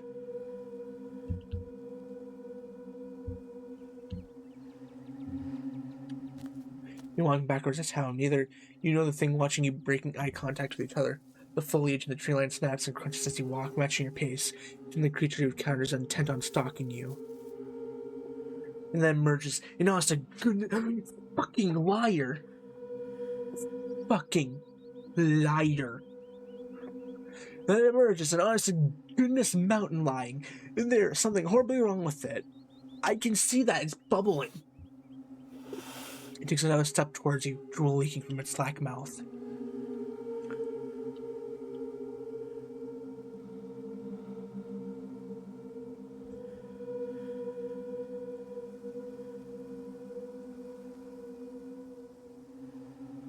Aren't you a pretty kitty? Oh god. That is towards you with surprising speed. Ears back and claws glinting. Just a heavy thump as it connects. You find yourself toward. It's disorienting. You find it almost impossible to stop yourself. The incline too steep. Every attempt ending more scratches and bumps from the rough terrain of the mountainside. God damn, this is what I get for being sarcastic. You finally land with a breath-killing thump in the corpse's trees, battered and bruised, bleeding from the thorny shuddering, but not dead. And bother trying to hide now, leaping down to the clearing with killing intent in its wide yellow eyes, ready to finish what started in them. The evening air is pierced with the sound of a gunshot. The mountain lion is gone in a flash, leaving a thin trail of blood behind as it disappears in the dark woods beyond the path. Damn near had thing. And I nearly had you too. What the hell are you and Ray doing out here? Looking to get shot? And I nearly had it too. Who the hell are you and Ray doing out here looking to get shot? I'm Jim Bimbo Bob, Tabitha's cousin. Well, nobody thought you were gonna show up. I apologize for our brusqueness. My condolences. Sorry for your loss. You can call me Duke. Duke seems to think for a moment, glancing up at the darkening sky. You better not keep walking around your own route here. Now with that thing on the prowl, I'd hate to think anything might happen to you without me around to save your skin. Tell you what, tag along with me while I finish what we started, and I'll be sure to get you home safe. I'd wager Miss Tabitha would appreciate someone looking out for you. There's something wrong with the mountain lion. Probably got the cancer, had all them lumps. Doesn't mean it's any less dangerous. If I had to guess, I'd say it's more deadly than ever now, and it seems death coming for it. As you all know, when's the last time you've heard a mountain lion attacking anybody, especially on this side of the continent? You're one of the lucky few. Don't ruin it by going off and down low in the woods after God did you a favor. Is she looking out for me too? Thanks. Oh, don't mention it. I won't be able to sleep at night knowing I'd let somebody go off alone in the dark without something like that prowling around after them. Stick with me and I'll make sure it doesn't get the chance to take a chunk out of anybody I don't like the thought of a man-eater like that around my town. You and Duke made your way into the dark woods, following the trail of blood the mountain lion left behind. Before long, the sun is completely set, and the two of you find yourselves in near total darkness. Though Duke has a flashlight, he uses it sparingly, letting you both adjust to the starlight instead. Every sound feels deafening as the two of you pick your way through the underbrush. Every snapping twig could be the deadly paws of the thing that hunted you. Every rustling leaf the herald of a vicious attack. Though you know deep down it's probably nothing but squirrels and shrews. Until you hear the unmistakable sound of something large, shifting among the fallen leaves. Gotcha! The old man quietly steps forward, a gun held at the ready. What the hell? Duke, you scared me. What the hell are you doing out here so late? Still, I'd ask you the same, but I'm sure I know what has you slinking around after dark. Do you know how close I just came to putting a hole in you? But you didn't. No harm, no foul. Hey, Jim Bob. We just see you out here so late. Does Tabitha know you're with Duke? Gretchen's little nose seemed to pick up something she doesn't like. She thrushes in Stella's arms, whining threateningly. Oh, calm down, girl. You know, Jim Bimbo Bob. I swear, it gets so hard to hold on to her when she gets like this. Sometimes it feels like she's only geriatric when she wants to be. It's alright, little lady. You're so safe so long as you got your mama looking after you. Unlike you, still, if you decide to keep on doing whatever it is you're doing out here, I think you'll find these woods ain't agreeable tonight. Jim Bimbo Bob here to running you wouldn't believe. So just go on home and save all this for some other night. What? Wait, a running? What kind of running? Was it supernatural? Like I said, you won't believe it. Now put that dang camera away. I was attacked by a mountain lion, you know, the kind you said didn't exist in these parts. Oh, I see, she's been trying to fill your head with her nonsense, too. Not nonsense, it's... Don't try You don't get started, Stella Richmond. We was both there. We saw the damn thing. It was a mountain lion, plain and simple. No ifs, ands, or buts about it. It's just that I did the whole video on them and found it's just that I did the whole video on them and found absolutely no evidence that they exist out here. Eastern mountain lions are extinct. There has been a sighting in decades. There has been a sighting in decades until now. Your friend here damn near got eaten by one. So if you don't want your last video to be found 20 years from now next to a pile of bones in the den of some long-dead creature, you best get out of these woods. That would be so cool. No, it would not. Your mama and daddy are spinning their graves here and talk like that. They eat around to stop you, they don't take on that responsibility. Go on, get. The man shoots her away. Fine, I'll go. You recognize something in her smirk. She has no intention of going home.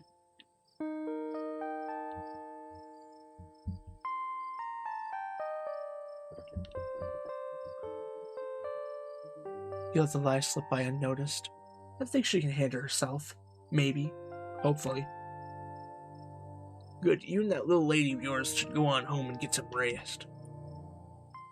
I will. Thanks, Duke. Jim, Bimbo, Bob, let me know if you see anything cool.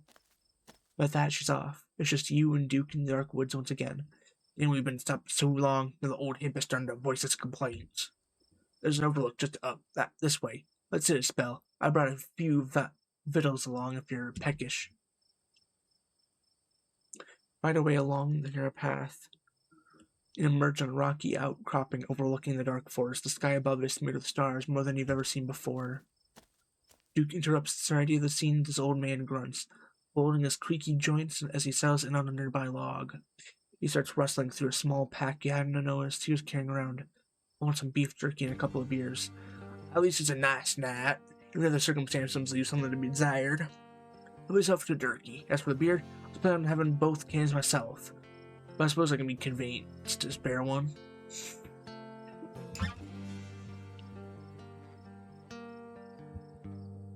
Should you be drinking this situation? Isn't it dangerous? Oh, lighten up. It's just a Bud Light. It ain't moonshine. A buddy who gets drunk off a Bud Light is drinking it wrong.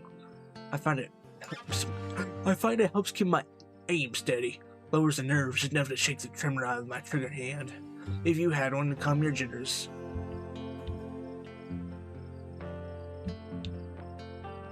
Seems like you and Sal go way back. What do you think of her? I think she's a nice young lady, and she's been through a lot in her short time on this earth. She lets a conspicuous silence fall between the two of you.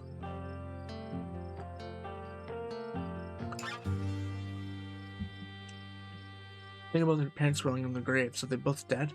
Yes, they are. God rest their souls. It's a quiet, contemplative sip of beer. You seem like you have more to say about her. Ain't my place to say. Crisp breeze passes over you. You can't shake the feeling that you're being watched. You scan the trail line and see something catches your attention. For a short moment in time, your eyes move with the eyes of something. Or something else. Then they're gone. It's just weird. I feel like we're being watched right now. It's just nature. You'll get used to it.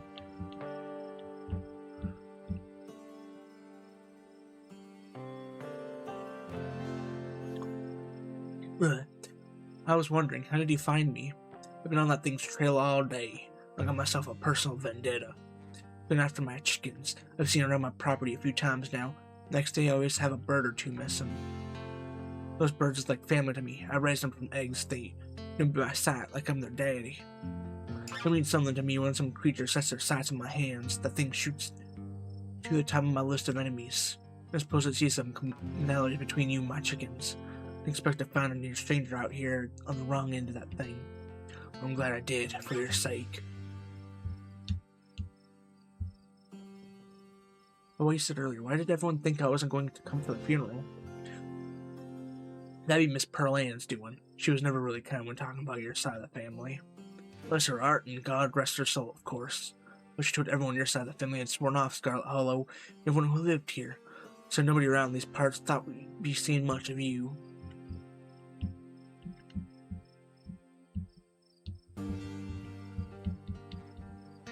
Oh, that's a lot of options. feel so much more like the kind of person I expect to find out here, like you really belong. You call me a stereotype. I'm just joking. I know I picked some habits that folks around here tend to pass around. Unless I ain't on the meth. That's the next generation's troubles. I just chew my tobacco and drink my beer and leave it at that. I will say though, things like they used to be around here. Kids grow up online and lose their accents because they want to sound like someone else. They move away and come back with a big head on their shoulders, talking down to their elders just because they went on and got themselves some expensive degree. At least my beau was a solid mountain boy. We sit on the porch with a beer, watching the sun go down over the hills every night. He knows every Callaway that came before him. He knows there's no shame in the country life.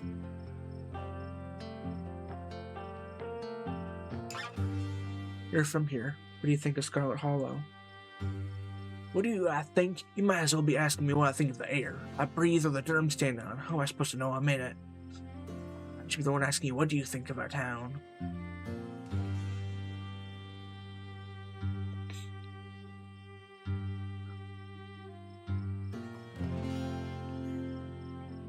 I get the impression that it's barely hanging on. Now you watch yourself. Only locals get the privilege of talking the town. Main Street might not be doing as well as it used to, but that don't mean folks aren't still living here. It'll come back. Skull Hollow always comes back, no matter how many times it looks to be falling apart.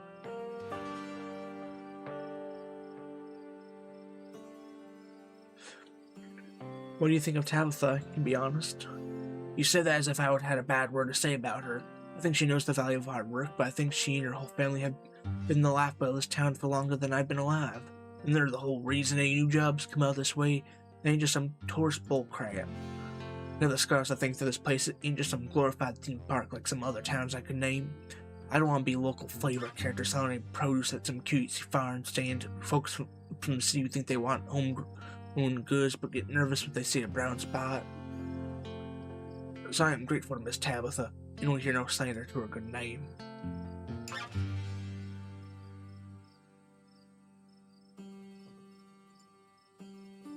I can't believe Stella wouldn't believe us about the mountain lion. Are they really that rare up here?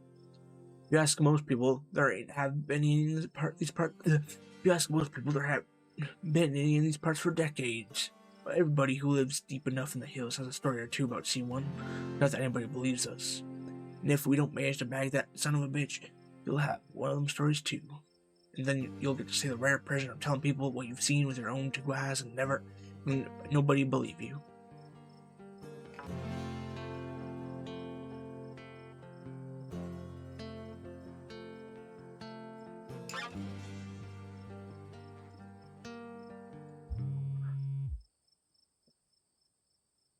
You open your mouth to speak, but before you get the words out, your phone buzzes in your pocket. You're getting a phone call. It's your cousin. Pick up might cut you even short, for better or for worse. You always text her and say that you aren't in the middle of the woods next to a loaded gun hunting down a man-eating cougar.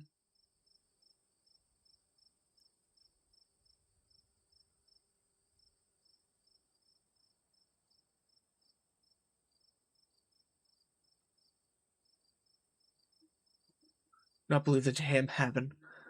You set message sent, you pocket your phone. One of them fake calls, huh? Can't believe they're coming. You're all the way up here. Usually the hills are the one place you'd be free of them. Bad reception, all.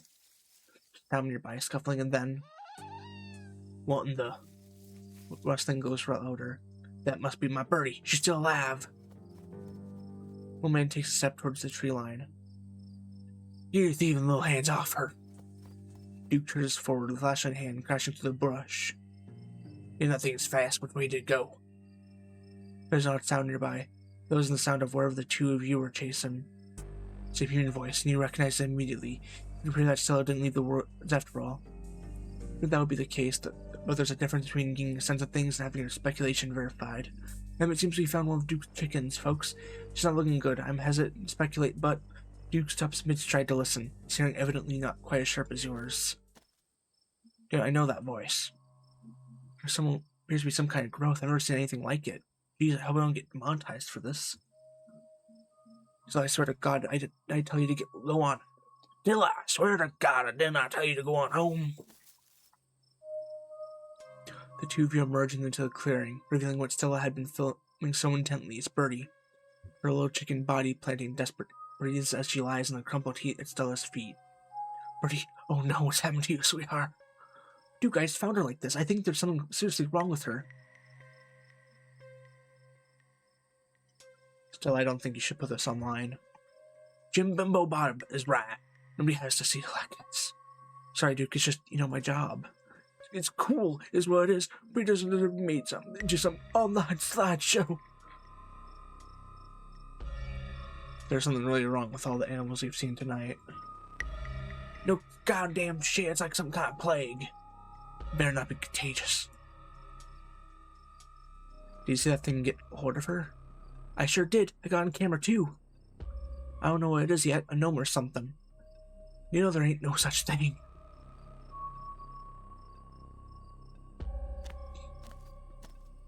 He stooped down to look at the chicken. Examine the growth. Good God, at first he thought it might have been a tumor, but this is something else. The skin is stretched taut, the growth pulsate beneath. She could still get better. Maybe she needs that thing to pop, and she'll be right as rain in a couple days. Happened to me once. There's not so much of a scar these days. I don't know, looks like there's something in there. Yeah, there is something in there. You can see the little imprint. What the hell is that? It's squirming inside. Yeah, there's something in there. It's in the wing. The wing is still very attached. That seems to be the least of this chicken's concerns. Whoever got a hold of her busted her wing up too, little bastard. Yeah, what a bastard. There was hesitance in Stella's voice. She doesn't seem the type to intentionally hurt animals, but it's dark out here. Maybe she stepped on it without noticing it was there. The head. His poor little chicken eyes look up to you, glazed over, but still rolling around in their sockets with unfortunate life. Message to your heart's content, you step back and give the bird space. There's something off here. I'm buying this game. How much is it?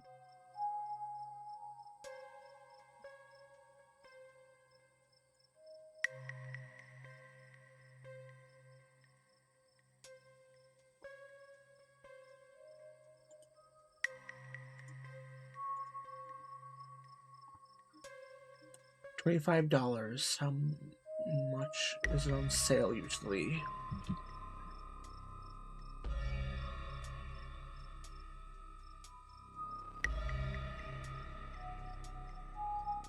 Hello, price history.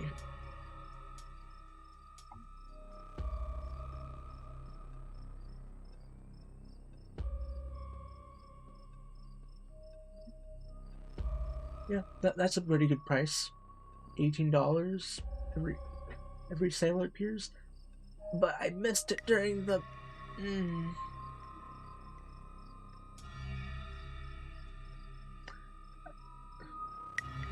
It was on sale last month. Like, if I streamed this game last month, I could have gotten it for cheaper. Oh, whatever. It's like $25, whatever the fuck.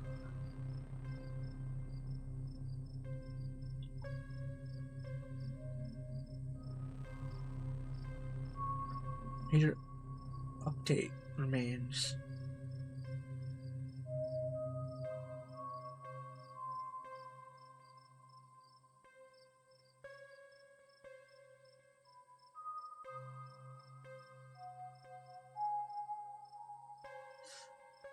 Yeah, 219 Steam achievements. What the fuck? That's a lot of achievements.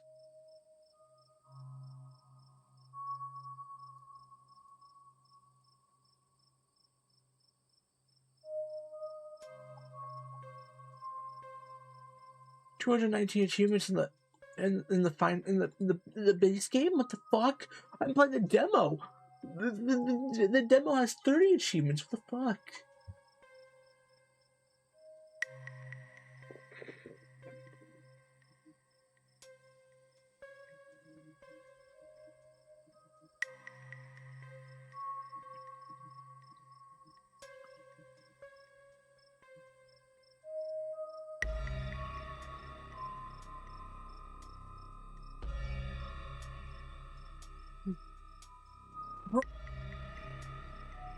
Do you think she was becoming an egg?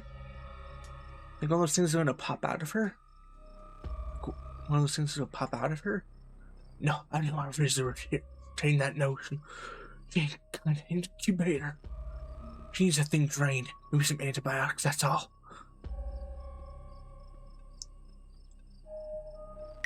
Duke, I don't think that's a mountain lion that's been getting at your chickens. Yeah, no shit, in all my years I haven't seen anything like this. Whatever got a birdie seems like the same thing that must have gotten at that mountain lion. As you, Duke, and Stella take stock of the situation, a sound begins to wrap around you. And they at first bury a whisper, then again a real moan, and then another, till you suddenly find yourselves surrounded by a chorus of groaning misery. Hey, do you guys hear that? Yes, I hear that. She starts filming again.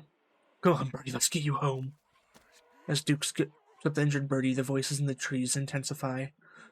It's like you're all suddenly surrounded, the strange sounds coming closer, growing bolder. What the fuck is that? What the fuck is that? Step another foot closer, I'll shoot you. Don't think I won't. The man hesitates, and the thing steps forward, fixing what seems to be its eyes on Birdie, tucked under Duke's arm. Gretchen starts making ungodly noises, screaming and howling along with a din around you. Stella turns just in time to see another one of the creatures slithering out from the bush. Gretchen whines and barks, reaching a fervent pitch as another creature's malformed candle grasps at her. Oh my god. What's going on over there? As Duke glances back, everything seems to happen at once. A matter of unnatural feet and then chaos. Duke grapples the thing as it grabs his shotgun, pushing the barrel out of the way as it grabs Birdie with oddly jointed limbs. While Stella stares in shocked silence, as if paused, watching as the other creature attempts to wrestle Gretchen in the darkness, her desperate cries going unheeded. Say it! Get your grubby little hands off my bird!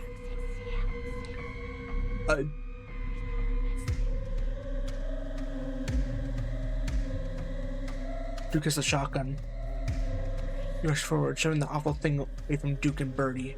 Its cloud of smooth, doughy, unstructured flesh. It feels like you just shoved a loose bag of organs. Barely staggers back, shoving done more than just shift the thing's attention to you. Rears back on its hind legs, its mouth opening, whispered tones sliding out alongside something sharp and unnatural. It lies in a heap on the ground, its malformed insides oozing out into the dead leaves. Goddamn thing. Gretchen! You both turn just time to see Gretchen disappear into the underbush. Her yelps grow up distance, she's dragged away. So waste no time in diving after her, rushing headlong into the dark woods. Damn it, Stella, come on, we can't lose her. She's on the pursuit of the thing that's still her dog. Good God, there's tons of the damn things. You do push past Stella's footfalls, your best to ignore the son of bones of pale faces leering at you from the trees. What the hell are they? Where are they coming from? These questions seemingly answered when you burst through the trees into a clearing. So the two were stopped by the sight and smell of what has been arranged here. She stands with you at its edge, overlooking the bizarre pattern of animal corpses, their rot flavoring the air. Gretchen is among them, the newest addition to their ring, lying paralyzed and whimpering under one of the creatures, its pale, doughy form just crouched protectively over its catch. It has already started its work. Gretchen. She tries to step forward, but Duke holds her back. That's the mountain lion before, isn't it? Jesus Christ, Jim Bimbo Bob, can we not talk about mountain lions right now? There's a time and place, kid, and then say neither of them.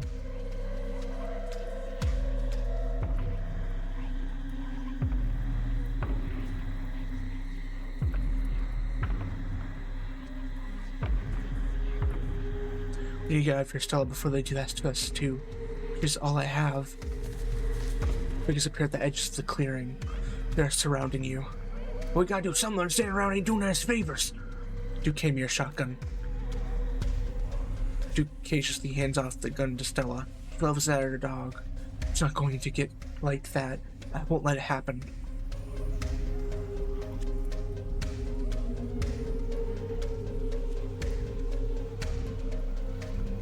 Too risky. I'm sorry, Stella, you're doing the right thing. Stella nods, her face an emotionless mask. Stand firm. She hesitates for a moment before pulling the trigger. You must be done, or bear witness to it. Old Yeller. Oh shit. She only hesitates for a moment before pulling the trigger. The shot rings out over the clearing. The creatures scatter at the sudden noise, and the three of you run as well, driven by the feeling that they won't be gone long. Their voices still murmur in the trees around you. My truck's parked out on the trail. Let's get the hell out of here. Duke leads a charge back through the woods. Though the creatures clearly aren't done with you, they fill the woods around the path, leaning out with grasping hands, their stares fixed on Birdie. They want Birdie, Duke. They're getting what they want. They don't mean they're getting it. Make us the road, but through the creatures stand between you and Duke's truck.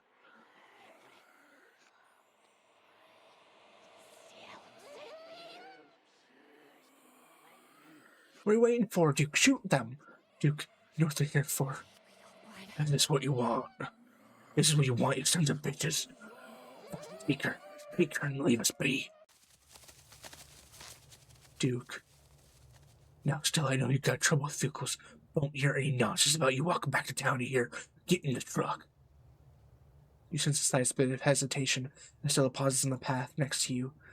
Okay. You squeeze in Duke's tiny two-seater truck, tucking a leg on either side of the gear shift. Stella's unusually quiet as the truck moves down the pitched back, dark road. She stares out of the window, jaw clenched, shoulder ridged against the tiny cab.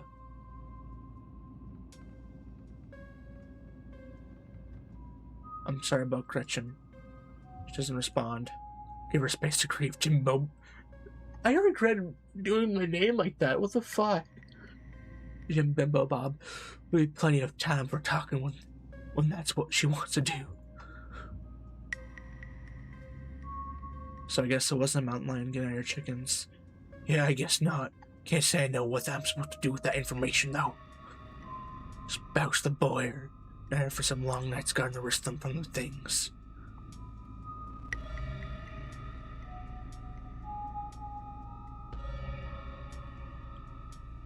Remain silent.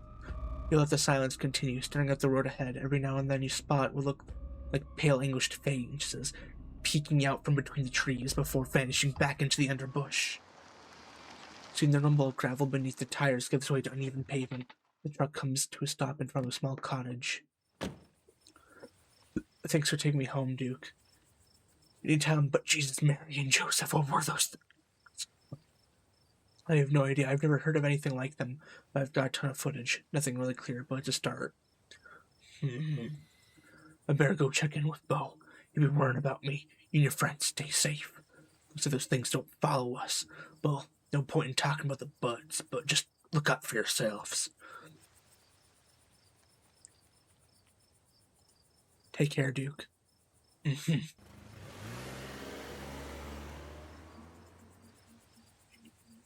I'm buying this game. I'm buying this game after the stream. I'm fucking buying this after the stream. Holy fucking shit. And here you are, back in town, away from the woods, with no one but Stella in sight. One buzzes in her pocket, now they're back in town. You must finally have reception again. 6 missed calls from Tabitha. 13 text messages. Where are you? Where the hell did you go?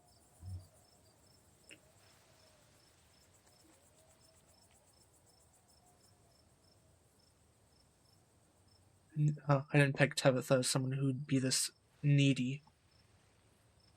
Maybe she's worried about you. God, what a mess this night's been. I'm so sorry about Gretchen. There's nothing we could have done. I just had to accept what happened and move on. You're 17 after all. It's not like we've had many years left. Why did it have to happen like that? Best not to dwell on it. You're right. What happened happened. It's done. Neither of us wants to go back and relive that moment. Should call the cops, right?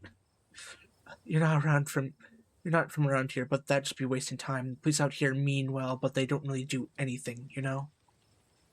If anything, they just get mad at you for bothering them. What do you make of everything we saw? I don't know. I haven't seen her write anything like this, although maybe. We've got to find out more about those things. Library doesn't open for a while, so any real research will have to wait until the morning. That being said, there is someone in town who might have some useful information. My friend's mom. Her place isn't that far. We should head over now before it gets any later.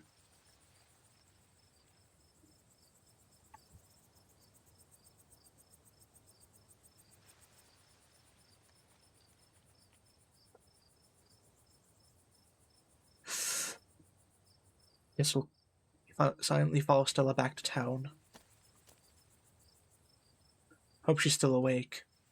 But here, of course, the general store, though it's currently closed, its large windows dark. Stella knocks on the door anyway, ignoring the closed sign. Out of the corner of your eye, you spot a shadowy figure staring at you from across the road. You didn't hear it approach. You tap Stella's shoulder and suddenly direct her gaze to the shadows. Bob! Jesus. Welcome home. Words breaking your spawn, the door behind you swings open. The woman stands in the entryway. Go home, Wayne. I can't help you tonight. Look back and the figure's already gone. Disappeared into the shadows of the night. God, I'm already looking behind myself to make sure there's nothing behind me. What the fuck? I'm sorry about that, Stella. Looks can't be helped. What brings you out here so late? And who is this? Hi, Mrs. Forsyth. This is Jim Bimbo Bob. Is it okay if we come in? Of course, you're in luck. I just put on water for hibiscus tea. For goodness sake, you can call me Sybil. You're an adult now, after all. The woman takes you through the general store into the door that had been closed on your previous foray into town. The tea room. The atmosphere is warm and comforting. The air infused with the pleasant scent of tea, of slowly decaying plants and damp herbs. Look at my little nook.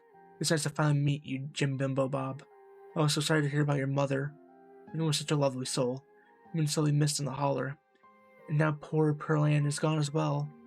If there's anything you need while you're in town. Who was that outside? Just a very sick man. You don't need to be worried about him. I think he's part of what's happening here. I didn't know my mom died. Oh, Pearl Ann was such a chatty woman. Not much went on that. I wouldn't get an earful of her. Bless her heart. I never met Pearl Ann. You don't have to pass on your condolences to me. I have no feelings for the woman. That's fair, child, but it seemed like the right thing to do. Regardless, I'm so sorry about your mother. We're good friends for many years, you know. If you come by sometime, I can delight you with unsavory tales of her youth. We need your help. I guess I suppose pleasantries can wait for another time. What's got you here so late? You seem troubled. You know about weird stuff, right? Unexplainable stuff. Go on. There's some creatures out in the wood. These things, I don't even know how to describe them. Here, I can show you. Bill pulls off the camera and turns the screen towards Sybil. One of your little videos. Where was this? Of the mountain to the northwest, and the town limits. Yes, I see. Is there a way to make the video bigger and louder if you can? I need to plug the memory card into a computer. I could go back and get mine. No need, Kanika. She'd still be awake. She can lend us hers. You better come with, Stella. I'm sure she'd be willing to help a friend that her see mother. There is something off about this town. More than off. Kaneka's door is covered with stickers, their edges frayed from recent but failed attempts to remove them. It's a childhood room someone wasn't happy to return to. Kaneka, come out. Could use a little help. What, Mom? Oh, hey, Stella. And Jim and Bob, okay? Why are you all here? So we were wondering if we could buy our laptop. Stella and her friend have a video to show us. Something important, Kaneka. Okay. So, interesting. She got blacked. My room's a mess. I'll just bring it out there. We can watch this without you, Kaneka. I'm pressing play. Silence washes over the room as the video plays. So what the hell is this? Did you film it? Was that Gretchen at the end there? So, where's Gretchen? She didn't make it. I shot her, Kanika. Those things, they put something in her and I was about to let her suffer. Still, I'm so sorry. It's okay, I'm fine. I just want to know what did this to her. My grandmother used to talk about pale creatures called ditchlings. She always said they were a terrible omen, a sign of suffering to come. Mom, come on. Whoever's doing this is serious. Stop scaring Stella and Jim Bimbo Bob with this Taylor Poe crap. Kanika, sweetie, let your mother talk. She's always said they never hurt people despite that grisly scene in the woods. As birds flocked before the storm, ditchlings congregate where tragedy is soon to fall. See so many in one place. Sybil holds her silence. Jeez, Mom, I've already been through enough. Do we really need a spooky window dressing? It's important window dressing. Okay, I know when I'm outnumbered. I saw something scurrying around in that chicken.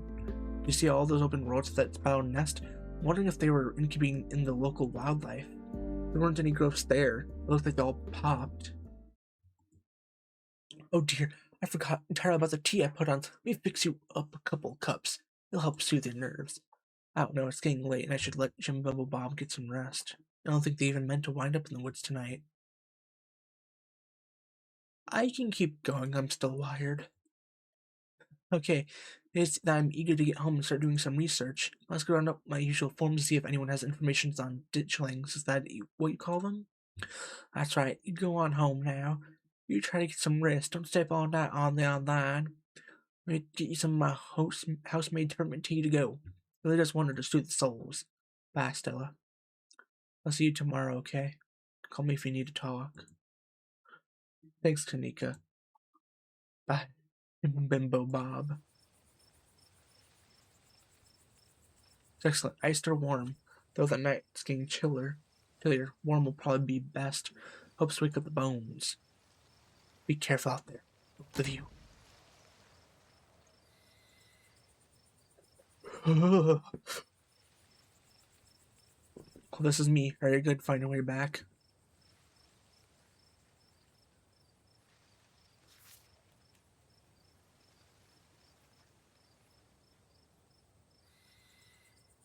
Yeah, can I stay here, please? I want to be alone. Are you sure I can't stay here? I don't like the thought of having to go up that mountain on my own tonight. Sorry, Jim Bimbo. I think I just need some alone time tonight. Sorry, we'll talk tomorrow, right? I'll see you around.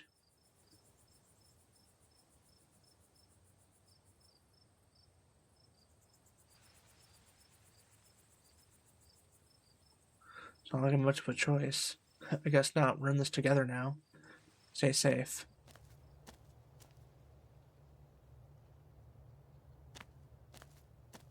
Fuck, I'm gonna get eaten. I'm gonna be fucking killed and shit.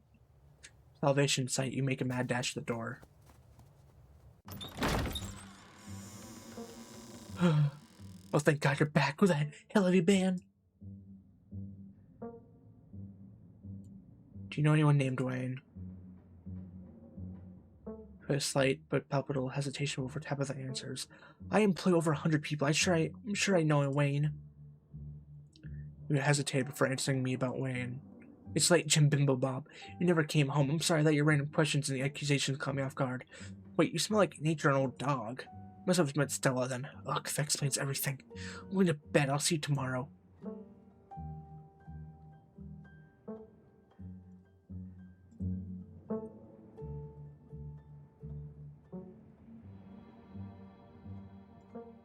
I'm still all hyped up on adrenaline from tonight. I'd love to hang out just for a little while. Cool down a bit. No, I'm not going to hang out with you. It's late. I'm tired. I'm going to bed. Don't do anything stupid while I'm asleep. Just go to your room and sleep. I'm going to stay. The sound of the wind whistling throughout the house gives you an uneasy feeling in your gut. Best to turn and try to leave the night behind you. I already collapsed on the mattress, exhausted. I'm relatively safe.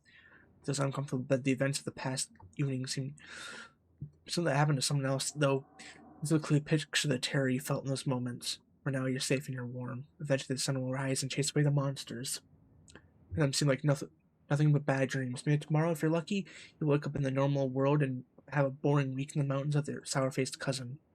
Nice thought, but deep down, you can't help but worry about that things will only get worse.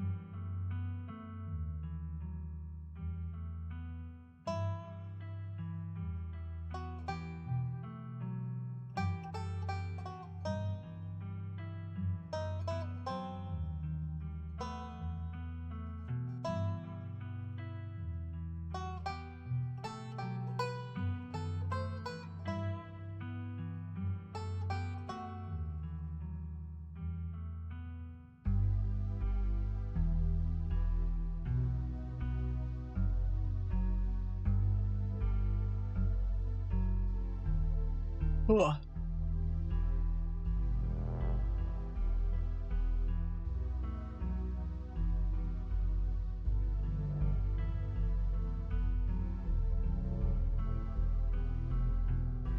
It's like Stagtown. A lot like Stagtown. Well, maybe.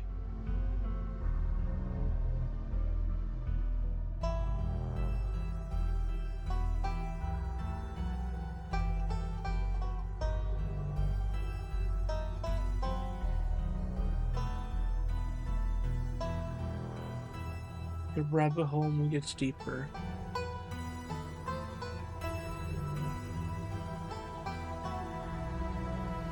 There will be another stream to this soon. I will continue this game.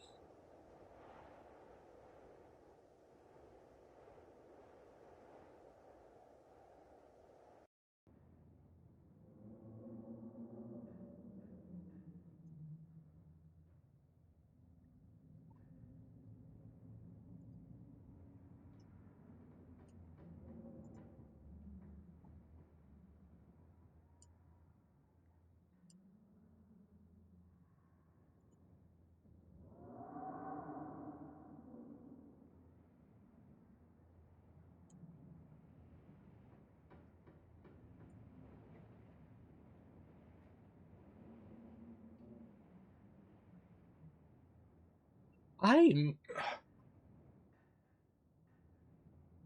I'm j- I'm speechless.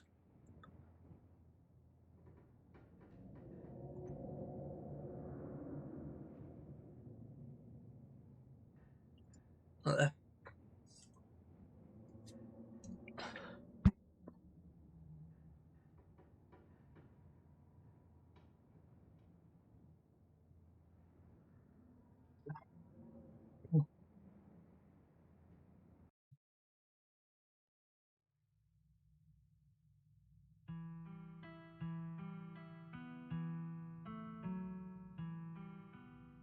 I'm buying this game. I need to know what happens. This investigation needs to continue. There is.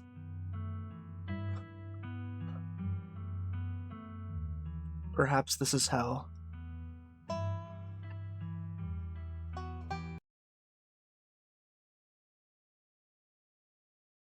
The rabbit hole never gets deeper.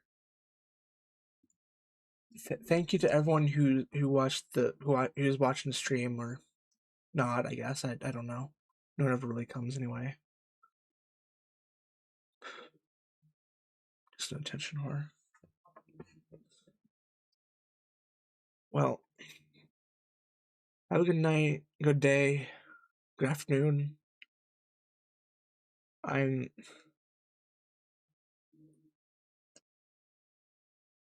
don't know what I'm gonna do tonight. I don't think I can sleep.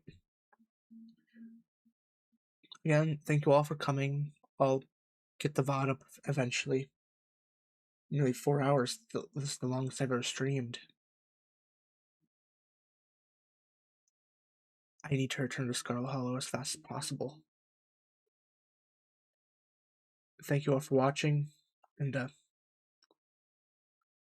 I'll see you next week, maybe even Sunday.